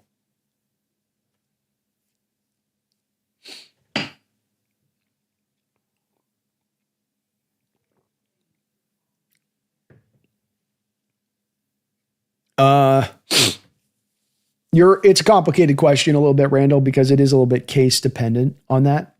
There's, like you touch upon, athletic traits kind of make up some of this. The arm length side of this is kind of becoming a demarcation line. So you've got to have 33-inch long arms. If you're at 32 and 2/8 inches, you're going to have to go into guard. Well, then that doesn't really have anything to do with athletic traits. That just has to do with more of the arm length stuff because you can get exposed by arm length. Will Campbell goes up against Landon Jackson with Arkansas. Landon Jackson's a good player. You can usually handle him.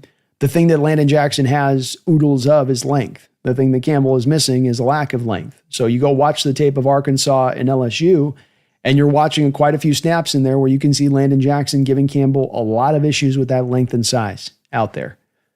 But of course, Campbell's really athletic, Randall, so it's like he's not held back by that. It's just there's certain times where if that guy's that long, I can't get my hands on him, and he's going to control me through the rep. So it's very hard to kind of paint this one with a little bit of a broad brush as far as the rule of thumb on this one. It's each individual guy is very specifically different to another one. I guess if I would say in general, moving from tackle to guard is easier, even going to right tackle. Because if you're going from left tackle to right tackle, you're dealing with power guys and you're still going to get some twitchy guys off the edge on that. It's less, it used to be all just pure power guys when you went to the right side and the twitchy guys were on the left side. Things have started to kind of meld a little bit on that one. Still, it's predominantly power guys to the strong side of the formation, but you're still going to have the feet to be able to move with the twitch guys as well. So I wish I could give you a specific answer to this, but I really got to say it is just case dependent more often than not, but just general terms. Yeah, if you're going from tackle to guard, that's an easier assignment. There's less ground you've got to cover. You've got that center help always to your shoulder sitting there with the potentially there to help you out. So it is an easier move to go to guard. Thrill House, thank you for the $2 donation. Says no, the chain gang is gone. They're phasing it out. Good. That's what I was understanding on it too. And then I'm glad for it. No need for it. You can totally just laser this stuff up and pinpoint it by that method. Use technology where you can. If it can improve the sport, and right now the biggest problem this sport has, I think above all else, even beyond it's getting soft, it's like two-hand touch. That's maybe a little bit of an issue, but even beyond that, the biggest issue in this sport is fans' belief in things being legitimate, and that they feel like there's a fair shake when it comes to the play, to the calls in the field, and when chains get measured and where the ball spot's placed at, that it's all above board. And right now there is a very much a heavy amount of questioning from fans right now that the NFL, I think, would be smart to eliminate because they can control that part of things. That's something that they, I think, come in and have a bigger effect on because there's just so much arbitrary nature to so many of the rules and so many of the stuff going on in the sport. So glad to hear they're taking these steps, Thrillhouse. And it's one of the reasons I think the NFL is the number one sport right now in America is that it's always a sport that's constantly moving and looking for those edges to where it can improve and make things better. How can this be better? How can we make this product a better product to watch in the field? Look what they've done with the kickoff rule. And we're eventually going to do, once we get through the draft, a whole show on the kickoff rule, just because I think it's going to have such a tangible impact on the sport going forward. And I love it. And that's just how the NFL does it, to where they can just create the intrigue in that way with a small little adjustment like that. But they didn't just make it happen overnight. They've been kind of slowly looking at this with a plan to bring it into motion. So smart of the NFL to go that route. That's for sure.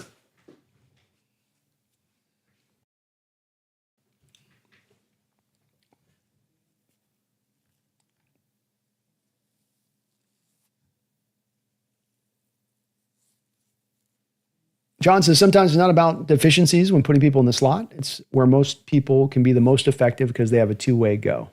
Yep, exactly. It's about where they're at their most effective as much as anything in the discussion here, John. Yeah. Haley says, TJ Watt to Seattle, yes or no? Hi, B. I would do it, Haley, from the standpoint of I'm not as scared off by the money side because Seattle's just sitting on so much cap space at this point. You kind of have an opening to be able to run and make this move happen. And I'm okay from that standpoint. That's not the thing that holds me up as much as it does other people. I think there's a common ground to be found with TJ as far as a contract goes. It's really about the draft capital for me, Haley. I don't want to give up at even a day two pick at this point when I got to go pay TJ Watt. So can I come up with a draft? Can I come up with a trade return where I'm able to give you like a 4th round pick and Derek Hall and make it work that way? And that's where it's probably going to be hard to cross the bridge because I'm sure the Steelers are going to want a day kind of 2 pick if they do move him. But he's 31 years old and I got to pay him $33 million per year. I'm not giving you prime assets, Pittsburgh. You got to make your peace with that. So I'm open to it, but it's got to be Haley at the right price. That's for sure.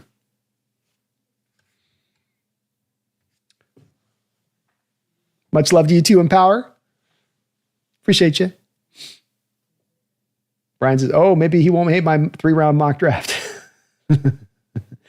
Banana, the bad guy, Williams. I heard TJ Watt may be traded. Should we trade for him? And what would be the cost? Yeah. So great. You guys are on it with this one. I'm open to it. I think the Steelers are going to probably be trying to ask for a 2nd-round pick, Banana.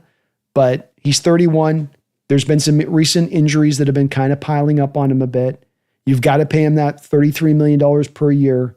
I think that in these kind of cases, it's like the DK thing. I mean, DK at 27 years old. This is not a guy at 31 years old. The guy at 27 years old, write him down for 1,000 yards every single year. Barely ever been injured. You could get a late 2nd-round guy. You could get a late 2nd-round pick back for that guy. Now, TJ Watt is maybe a better edge than DK as a receiver, but I think the point still stands. It's harder and harder to get back the returns in trade capital for these really good players in this sport.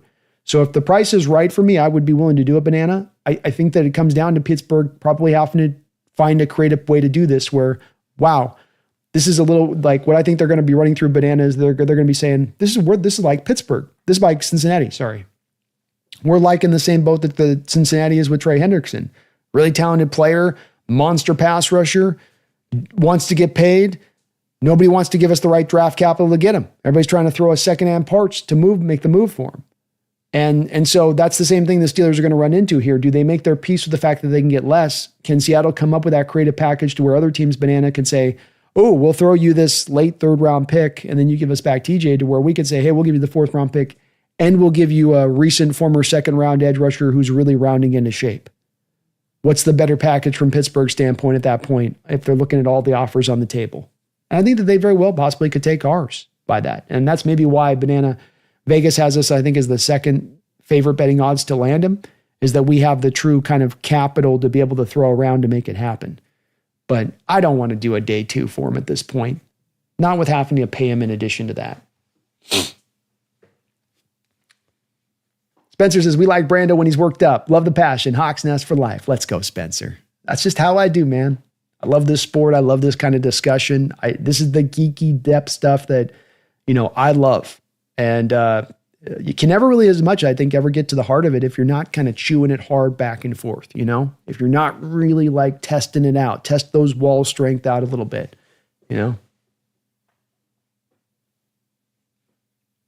BB 1989 B, from your perspective, what's the difference between Kenneth Grant and Walter Nolan? Do you prefer one or the other? Walter Nolan is one of those guys that I am missing the boat on in this draft. A guy that I'm out on Walter Nolan. I don't want Walter Nolan. I don't trust Walter Nolan. I think Walter Nolan's a bust. I've been joking with Jesse at Last Second Sports, and he played into it last night. We did the roundtable mock draft off last night at the NFC West roundtable. And Jesse drafted Walter Nolan just because he's being connected to the Niners a little bit as with their 11th pick. But he also knew how much I'm laughing my butt off if they did go and do that. And a couple reasons why. Number one, Walter Nolan is not a nose tackle, BP. He is a pure 3 tech. That is his position. That is where he will play. He's about 300 pounds. He doesn't have the size that you're going to need to have to work as a 1 tech. He's also not a 2-gapper. So in Mississippi's defense, they told Walter Nolan to just go crazy. Just get upfield and go attack. And oftentimes he would do so to where it would look really pretty on the film, where you're watching this defensive tackle launch off the ball in line of scrimmage and he's 3 yards in the backfield and you're going, wow, look at the quickness. Wow, look at the explosiveness. But then he loses complete track inside of where the play's at. And a lot of times he'll shoot the gap, run himself out of the gap for where the run's running right into, and then he's just literally watching the running back run right past him into the hole. And so he looks really flashy on tape with all the 1-gapping he does, but I need this guy to be able to 2-gap every once in a while, and I don't think Walter Nolan does that particularly well. I also think, BP, that his engine runs really, really hot and cold. And when it's cold and when he's catching his breath, he might take a couple plays off. He might kick his feet up. He might grab a little bit of iced tea, start reading his Reader's Digest. Yeah, I know they don't do those anymore, but he found an old one. He's reading it. He's got some time on his hands. He's like, I'll get back to it in a couple plays. You guys take care of this. Ivy, you got this one. Pegues, you got it. You handle this one, my guy. So Walter Nolan is one of those guys that I'm really out on, BP. Another guy I've gone back multiple times to watch the tape on to cement and be assured of my opinion. And I do hope the Niners take him on draft day. I think that's going to be the next, just like Javon Kinlaw. They're going to get caught up in all the flashiness and not get caught up in what the guy really, truly, consistently is. Not really get caught up in whether or not he's got the engine. You're getting caught up in kind of the measurables and the flashy snaps versus the fact that this guy, I don't know, has that kind of same. He needs a lot more fire to be able to work. I do have a 2nd round grade on him, so I'm not completely out on him, but just people are talking about him in the upper half of the 1st round. It's like, ugh. JSD says, if all 3, Tet, Grant, Michael Williams are there, then who do you take? Oh my God, Sophie's choice out, JSD.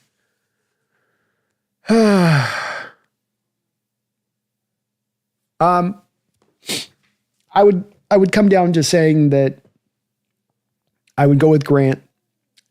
Reason being is that I think I have all 3 of those guys' upside fairly similar. Grant is ultimately, I think, a little closer to realizing that upside. The other 2 guys, though, do play at more primer positions. So that's what makes it really hard there, GSD, is that the talent is similar. With Tet and Michael Williams, they're at a position that's more valuable. The nose tackle's more than the need. So it is a conundrum a little bit, but I would just very slightly take Grant. I would have no problem with any of those 3 players at 18. I'll be doing handstands if we land any of those 3 guys at 18, because I think there's very likely a chance that all 3 are probably potentially off the board when we do pick. Grant's probably got the best chance of being there. But that's a tough one, JSD. You bring up a great question on it, because those are 3 of my guys in this draft in the 1st round. And I do think Herbicide that Bobo can still block. He just went backwards. He was like kind of a dominant run blocker in year 1. And last year he had his share of misses and whiffs and wasn't poorly graded by PFF as a run blocker like he was the previous year. And I don't know why, but kind of was the case. I don't expect that that's who he'll permanently necessarily be. He's shown he's capable of doing it.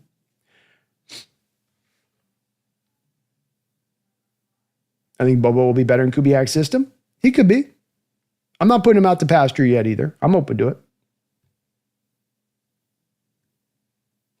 Brian says, putting Bobo on the field to just block is like playing 10 and 11. No threat as a receiver.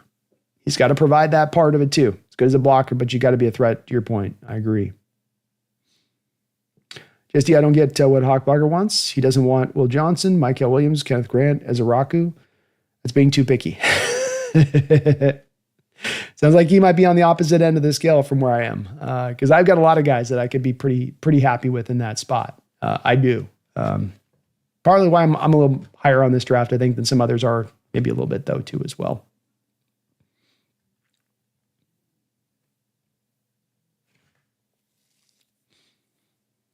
He's not Brandon short arms. I am a short arm. What would you call it?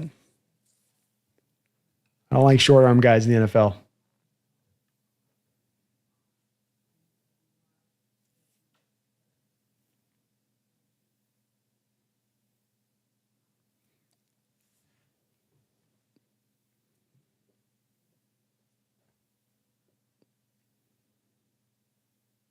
Haley says blocking matters, but so does Yak. The entire offense is set up relies on Yak. It does. That's another part to consider with Bobo as a receiver, and why, to your point, Haley, I've got him a little bit, maybe not fully on the outside looking in, but that his spot's not necessarily assured here because he doesn't give you a lot as a Yak guy.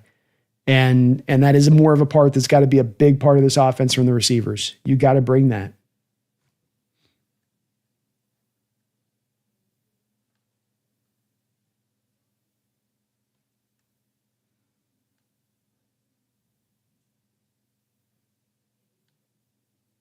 King says Bobo does need more shots too. Yeah. And I'm open to it. I'm not out on Bobo. It's just where the concern is a little bit with him.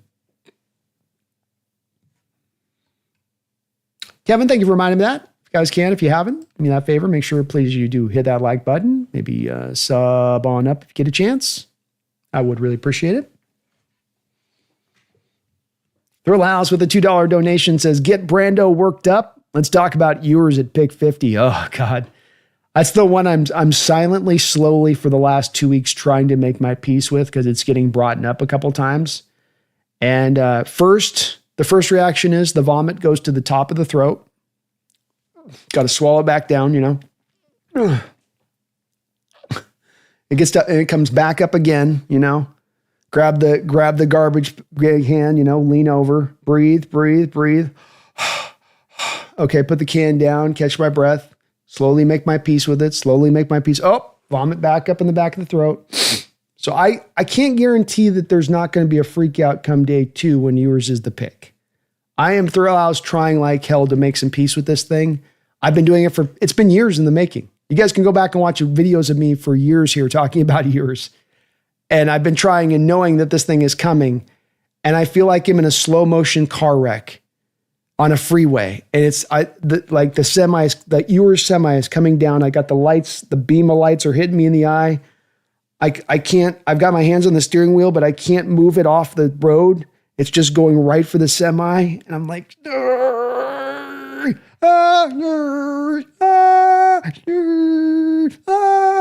it's like, and it's inevitable. The crash is coming. The yours crash is coming. Like our monetary system.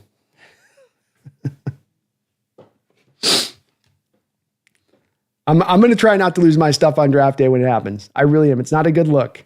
It's not my best of looks when I become childish and freak out on stream about draft picks. A grown man should never cry about draft picks in a game, but yours is really going to test me, man, Thrill House. That one's going to really test me. Empower says, Brandon, you're a true scholar of the game, and I appreciate that. It's refreshing to get away from the echo chambers of opinions, especially leading up to the draft. There shouldn't be a consensus. No, there shouldn't. And nobody's got, all I try to do on this is get as close as I can to understanding this at the best level, but nobody's got some monopoly on knowing this way better than everybody else. And it may seem like sometimes I'm just buttering up the chat and saying this, but it's really not. And I say that this is a think tank.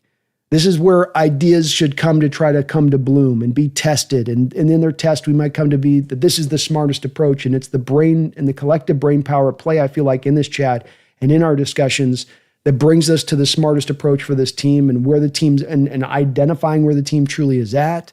I mean, all the way around. So it's what I appreciate about this place with it. And you guys always inform me in that way. It's a back and forth in this. And I love that about it. But thank you, man. You're very much in the same alignment of it. And I think that's what makes this place go. I did forget to turn on my backlights. I've been thinking I really want to go get my, hi kitty. I really want to go get a neon sign for the flag. So I got to find a neon company that can do a custom neon. I think I'm going to do my logo with a neon. But I didn't turn my thing on. Spencer Smith says, streets are saying Hawks blogger is a fed for the front office.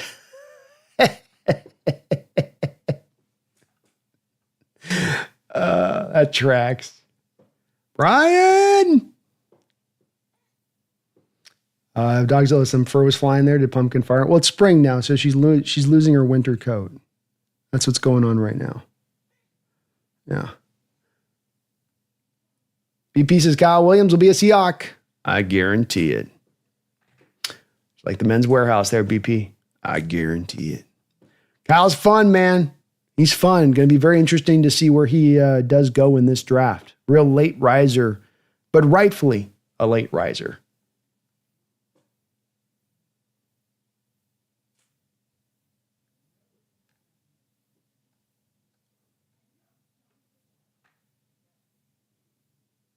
But Ellie says, Kyle Williams looks like he comes from the same bloodline as Doug Baldwin. I like that. Yeah, very competitive player, complete player. There's a guy that definitely can play on the outside. Got the speed to do it, got the route running to do it, got the shake to do it. I like Kyle Williams' game is real fun. It's another one of those guys like Harold Fannin, where the more you watch the tape of Kyle, the more you like him. Kind of sucks that WSU couldn't keep Mateer there another year. That's one of those ones where that one definitely does sting because he was so much fun out there at Wazoo. King Zhao, I like Jonah from Arizona. He's the guy at 50, 52. He's good. Very much in play there at 50, 52, man. Absolutely he is. And he's a scheme fit mover in space, and he's got the mobility being a former tackle to go to guard. A good size. He's nice, wide built for the guard. You know, he's got the guard kind of body to him. My only question with him is just the finish nastiness. Does he have that little bit of extra to get after in that way, or is he kind of doing the bare minimum kind of stuff on the block there? You know, do you have to light the fire under his ass, or is it lit? I don't know. I don't have an answer on that one way or the other for sure on that. That's just my one question with him a little bit, but I would celebrate him at 50, 52. He's Mike Iupati or whatever when he was with the Niners. Yeah, I think that Iupati was that was a guy that was a pancake maker. That was a guy that was mean. That was a guy that was a finisher. You know, I would also say that this guy's probably King Zhao, a little bit better mover than Iupati was. Iupati's a little bit more what would be a pure gap guy, mano a mano, hat on hat, just go drive the guy across from you. Savania can do, I think, more pulling and getting to the second level and being, good in that way. But potential as far as ultimately to the player they could be if they realize their upside, being different players but can have kind of a similar upside and where they reach it just from different areas. I think, for instance, Mike Iupati is not probably going to offer the pass protecting upside of Jonah Savania. So that's where Jonah's going to be, better than him, I think. So it's a little bit back and forth with those two, but I think upside could be similar at the end of the day when it all sort of shakes out between the two. Patagucci, I really like Jonah out of AZ too. Ooh, got some Jonah Savania love. Love that. He's good. He's one of those guys, second round, not going to be there in the late third. Got to drop in the second if you're going to grab him. Makes a lot of sense. Crazy says, how hot is it where you live? Because I am burning here in Arizona. Man, it's been cold and kind of Pacific Northwest like down here in San Diego here for the past couple of months. I've been kind of complaining. It's like I might as well be living in the Pacific Northwest with this weather. Dogzilla says maybe the funniest video this past year by Hawks content creator was Brock Blogger Brian after the Vikes game. He completely lost it. Fans do love it when the content creators lose their stuff. I can attest to that. Brian says I've seen Williams mocked as high as 35. I could see it. I could see him going in the second round at this point. Very, very plausible. I like Jack Bech too, King Zhao. That's one of my guys in the draft. That's one of my guys. Thoughts on Jalen Noel? No doubting Jalen Noel with really great upside. A dog. There's some Tyler Lockett comparisons that have been applied at times, and I think that they're applied because here's a guy that's really uniquely built to where he's a little undersized, shorter arms, but that a guy that finds a way to kind of make it work on the outside. That the ball tracking and the ability to get the smaller frame into the right position to make a catch in a way that most guys at that size just can't do, and he's just so competitive at the catch point. You know, that ball is his. That belongs to him. I can see why the Hawks are gravitating towards him a little bit, but another guy that predominantly played most of his snaps at the college level from within the slot. And I do think that he's going to have to do most of what he does at the next level from the slot. I think he gives you a little bit more potential to play to the outside than even an Ibuka and maybe at times even a Burton, to be honest with you. But it'll all still probably, play out in the wash where it's all kind of semantics a little bit, where we're going to walk back and look at all these guys down the line and we're going to say looking right now at Noel, trying to see where he was at for snap count wise. So, yeah, he's aligned about 70% of the time out of the slot, where I think Luther Burden's like 80%. So a little bit more he did to the outside, but I still think it all ends up coming out to where he goes to the inside, mainly at the next level. You get a little bit to the outside, but mainly it's inside. BP says Harold Fannin and Kyle Williams would be a match made, assuming we address the O-line. I'd be good with that. I'd be good with both those two players coming away with. In my mock here, the mock I ran today, or as I call it, my perfect mock, I had Savion Williams as the guy that I ended up taking there at 91 after I took Fannin at 82. But if a guy like Williams was there and did drop down to that spot, I would jump all over him. Dogzilla says Pumpkin looks distracted about why the pet's getting stopped. Yeah, I know she doesn't. She's waiting for some loves. Nicholas says it's been beautiful here in the Pacific Northwest. Isn't that just the way? I moved down to San Diego, and the second year I'm down in San Diego, you guys get the beautiful spring, and I get the wet Pacific Northwest winter. We had a freaking earthquake here yesterday. I got woken up out of my sleep and was busting ass out the door. I ain't doing that thing in an earthquake where they get under the table. Kiss my ass. You'll find me out on the front lawn. That's where you're going to find me. And it isn't really a choice, It's weird how you can be in a deep sleep and the ground shakes, and then you're just suddenly standing on the front lawn. Like, how did I get out here? It's like a little smoke trail that you've blazed on your way out the door. That was me yesterday. It's odd too, as just, you don't go through many earthquakes, but the second it hits, you kind of go, earthquake. There's not a second. Is that? I wonder if that's a. I am in San Diego, Benelli. Yes, sir. Big Hawk, Ferguson, a later round tight end option.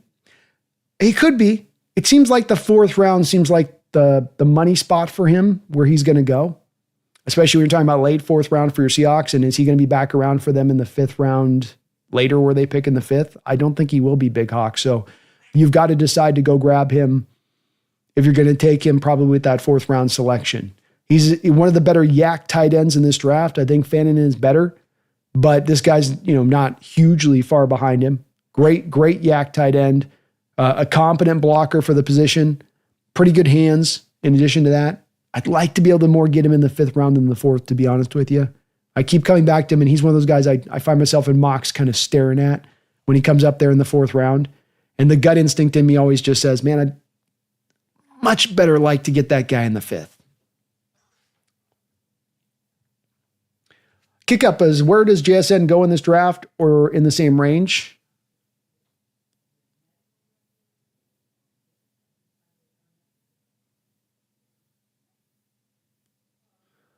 He probably goes later kick up than he went in the draft he went. I mean, in the draft he went, there wasn't any grade A outside receivers or really good outside receivers. That was the Quentin Johnson draft.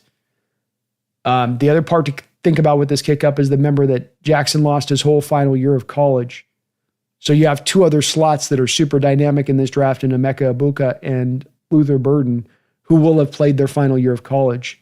So I would tend to think in this particular draft, that alone, I think teams are looking at them all being pretty equal as far as value and where they go and what they'll give you from a productivity standpoint as a pro, but that the injury thing would then knock him back just a tiny bit. Still maybe a late first round guy, but maybe not as much at 20. Kick up any chance of TJ Watt and Jalen Ramsey trade? Yeah, I think both are in play, kick up. But both those two players, it kind of comes down to more money than it comes down to anything else. You've got the draft capital to give up whatever you'd have to get them. It's really about, do you have the money to spend to do it? And you don't have to give Ramsey a new contract. He doesn't cost a lot. You do have to give Watt a new deal, but you got the money to do it. I mean, you're sitting on a ton of cap space here over the next couple of years. Orange slices. Spencer, so going back to our hybrid switchability discussion, talk to me about how is it that Kubiak's scheme is special in that it'll be able to effectively utilize two slot guys in Cup and JSN. Well, Cup has spent predominantly most of his career as a true inside-outside guy. So here is a guy that has been utilized as more of a 50-50 type dude and where you've put him at and you've put him in that way. So I think he has a little bit more of an opening door versus those guys that are more of the 80% slot guys, in my opinion, with that. I think Cup's got a little bit more of that ability to win on the outside. I don't know if I buy into that it's becoming an interchangeable thing here. That's been presented to me, for instance, like when talking about the 49ers and that, well, we got the Niners with all the, but I don't think that their receivers have been as interchangeable. I think there's a keenly different skill set when you go from a Brandon Ayuk to a Deebo Samuel to a Jawan Jennings. Those guys all provide, I think, some very specific things, at least as wide receivers go. So I think that there's going to be a mixture here that's going to happen. I think that there's going to be times where JSN comes off the field, Spencer, when you're running the football, and that you want to flip out JSN to put Cooper Kupp in the slot because Cooper Kupp is going to be a substantially better run blocker at that point. I think that's where there's going to be, so you get a little bit of the split there. You get some of the 50-50 to where Cooper Kupp's working off the outside, some of it where he's going to pull some of the slot snaps away from JSN on those plays where you're going to be more likely to run the football. Because as good as JSN is, he is got a deficiency when it comes to a run blocking. And that is a big part of this offense. We know that in Shanahan's case, he's harped on guys. He's gotten guys put into his doghouse because they're not good blockers, even when they're really good as receivers. That happened to Brandon Ayuk, where Ayuk was ready to go as a receiver and his catching ability and all that very early on there with the Niners. It was really that he wasn't bought in as much to be in the blocker. He needed to be in that system. So that's the one part I worry about with JSN in the system and his ability to do that particular thing, because he's got some yak ability. But I think it'll be a mixture between those two things. Some of Coop on the outside, some taking the snaps away from JSN on the early downs, and then some of it in addition to the Spencer being that you do have in Cooper Kupp a guy that you're going to manage. You're not going to treat him like he's a 27-year-old guy in the middle of his Triple Crown season. You're going to be like, okay, we're going to kind of get some rotational snaps in here built in too, in addition to this. Sean says, I love when Brandon says he's going to make it a short show. I know. I said a short show and I'm 3 hours and 20 minutes deep. We do need to wrap it up here pretty soon here because I've got a load of shows up. We got 2 more shows tomorrow, and the next week's going to be pretty killer for a lot of stuff. So Zach says, we're barely over 3 hours, so technically it's been quickish. It's true. It's true. Abdi is prime. Can't believe we got 7 days a week until the draft. Can't wait for next Thursday. Hope we cook, especially at 18. We have to get it right. It's a great point, man. A great draft can do a lot for an NFL team. An NFL team like this that finds itself right there on the edge to maybe be able to break through and contend.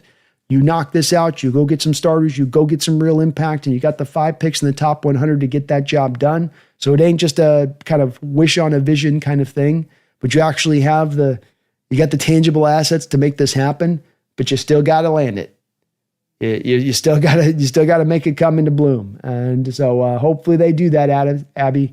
I'm watching very closely in this draft. I'm getting excited for it. I'm getting a little worried on it.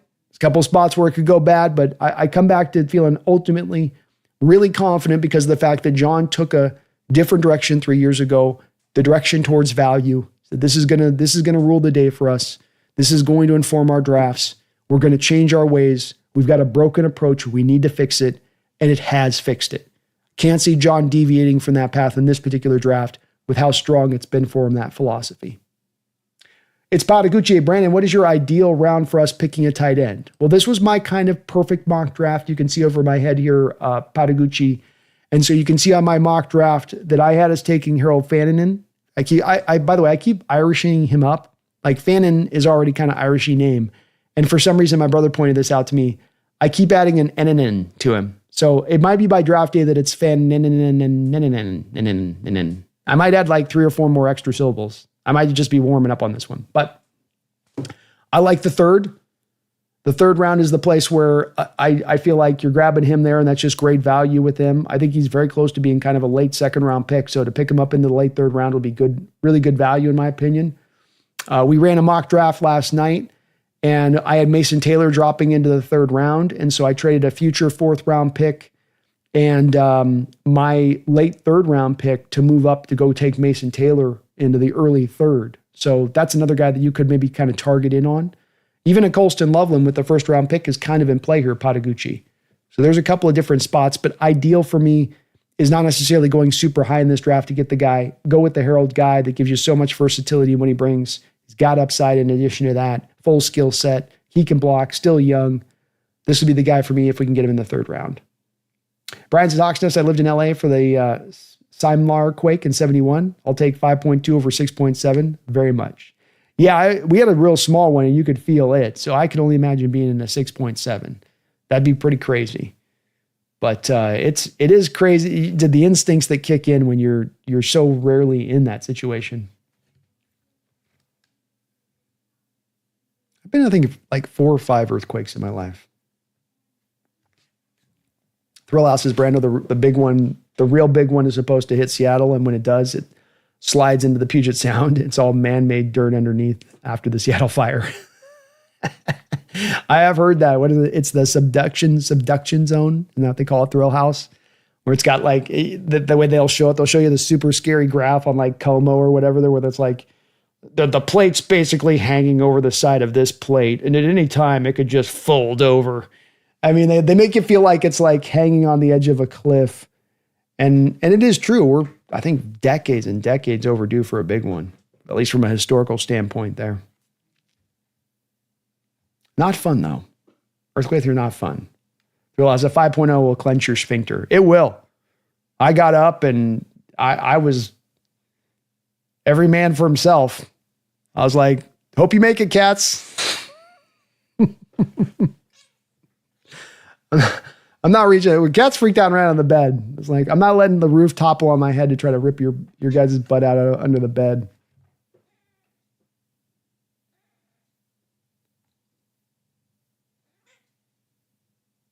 Cascadian subduction fault, Brian. Isn't that what they call it? Ugh. Brian says, any round other than 1 for tight end, please. Yeah, I'm the same way, Brian. Just, we don't need to do this with the round 1. There's other players that make more sense. It's such a deep draft for tight ends. Such a deep draft for tight ends. And it's not necessarily a glaring need that you should feel the need to have to go reach up to get one either. A Rojo, for instance, being taken really early is kind of like, ew, I don't know if I want to go there with that one quite. I don't know if I can do it. Thrill House, Brando, you say Irsay like Jim Irsay, but it's Irsay like nursery. Irsay like nursery. I'm trying to learn these names, but I suck at it. My pronunciation skills need to come forward, Thrill House. I ain't going to lie. So Ursery, nursery. Ursery? Irsay, but it's Ursery. So nursery. Got it. I'll try to remember that, but like I said with Fannin, my brother's been clowning on me for that one for a couple weeks, and I still can't fix that one right. Brian, the Hawks Nest. No, this is the thrust fault that goes right through downtown Seattle. Most of that waterfront is fill, including under Lumen. That earthquake will be terrible. Ooh, scary stuff. I do remember something about that with how they built that out at the city. It's like, it's all on like a trash thing or something like that, like floating whatever, basically, you know.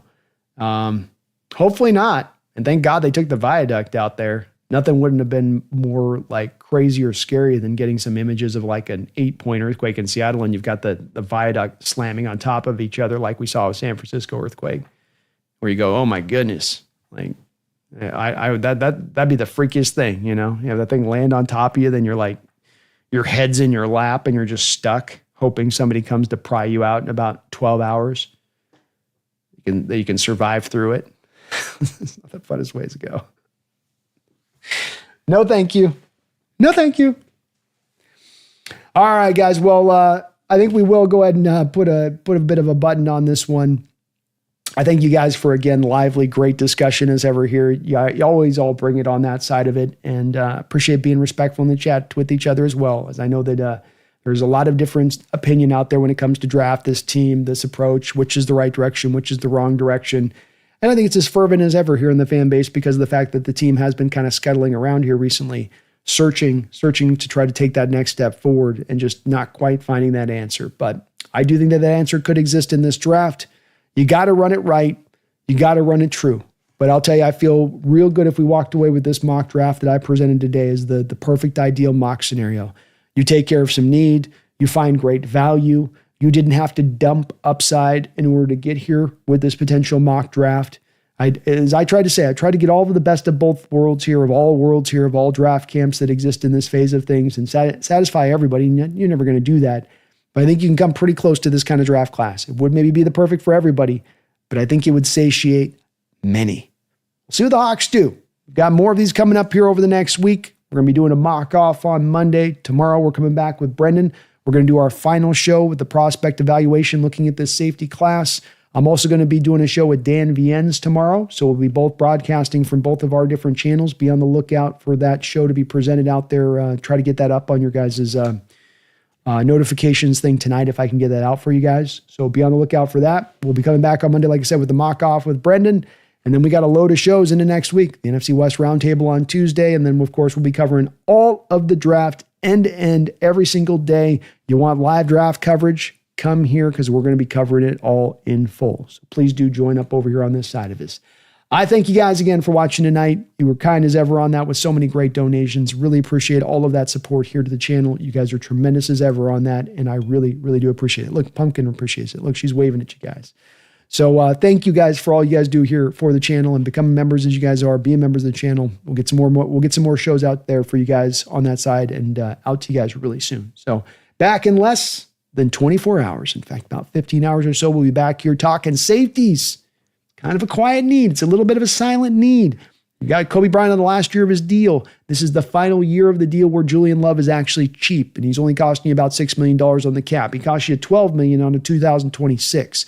It's also the place that you can move off the contract if you want and save some money. So safety's in play. Safety is important. It's definitely important in this particular defense, and we'll be breaking down the top safeties in this class tomorrow with Brendan. So join me for that. Thank you guys for some great discussion tonight. Hit that like button on the way out of town, on the way off the channel. We'll be back soon, but until next time, please do not you ever forget. Don't you do it. Don't you dare. Keep that faith, 12s. We're going to do some great things in this draft. We're going to come out of this draft. The pundits are going to be like, how did they come away with this many great players? How did John Schneider accomplish this? Is this man a warlock? That's what they're going to be saying. So you prepare yourself. Prepare yourself for one hell of a draft. And by God, don't you ever forget. Go Hawks.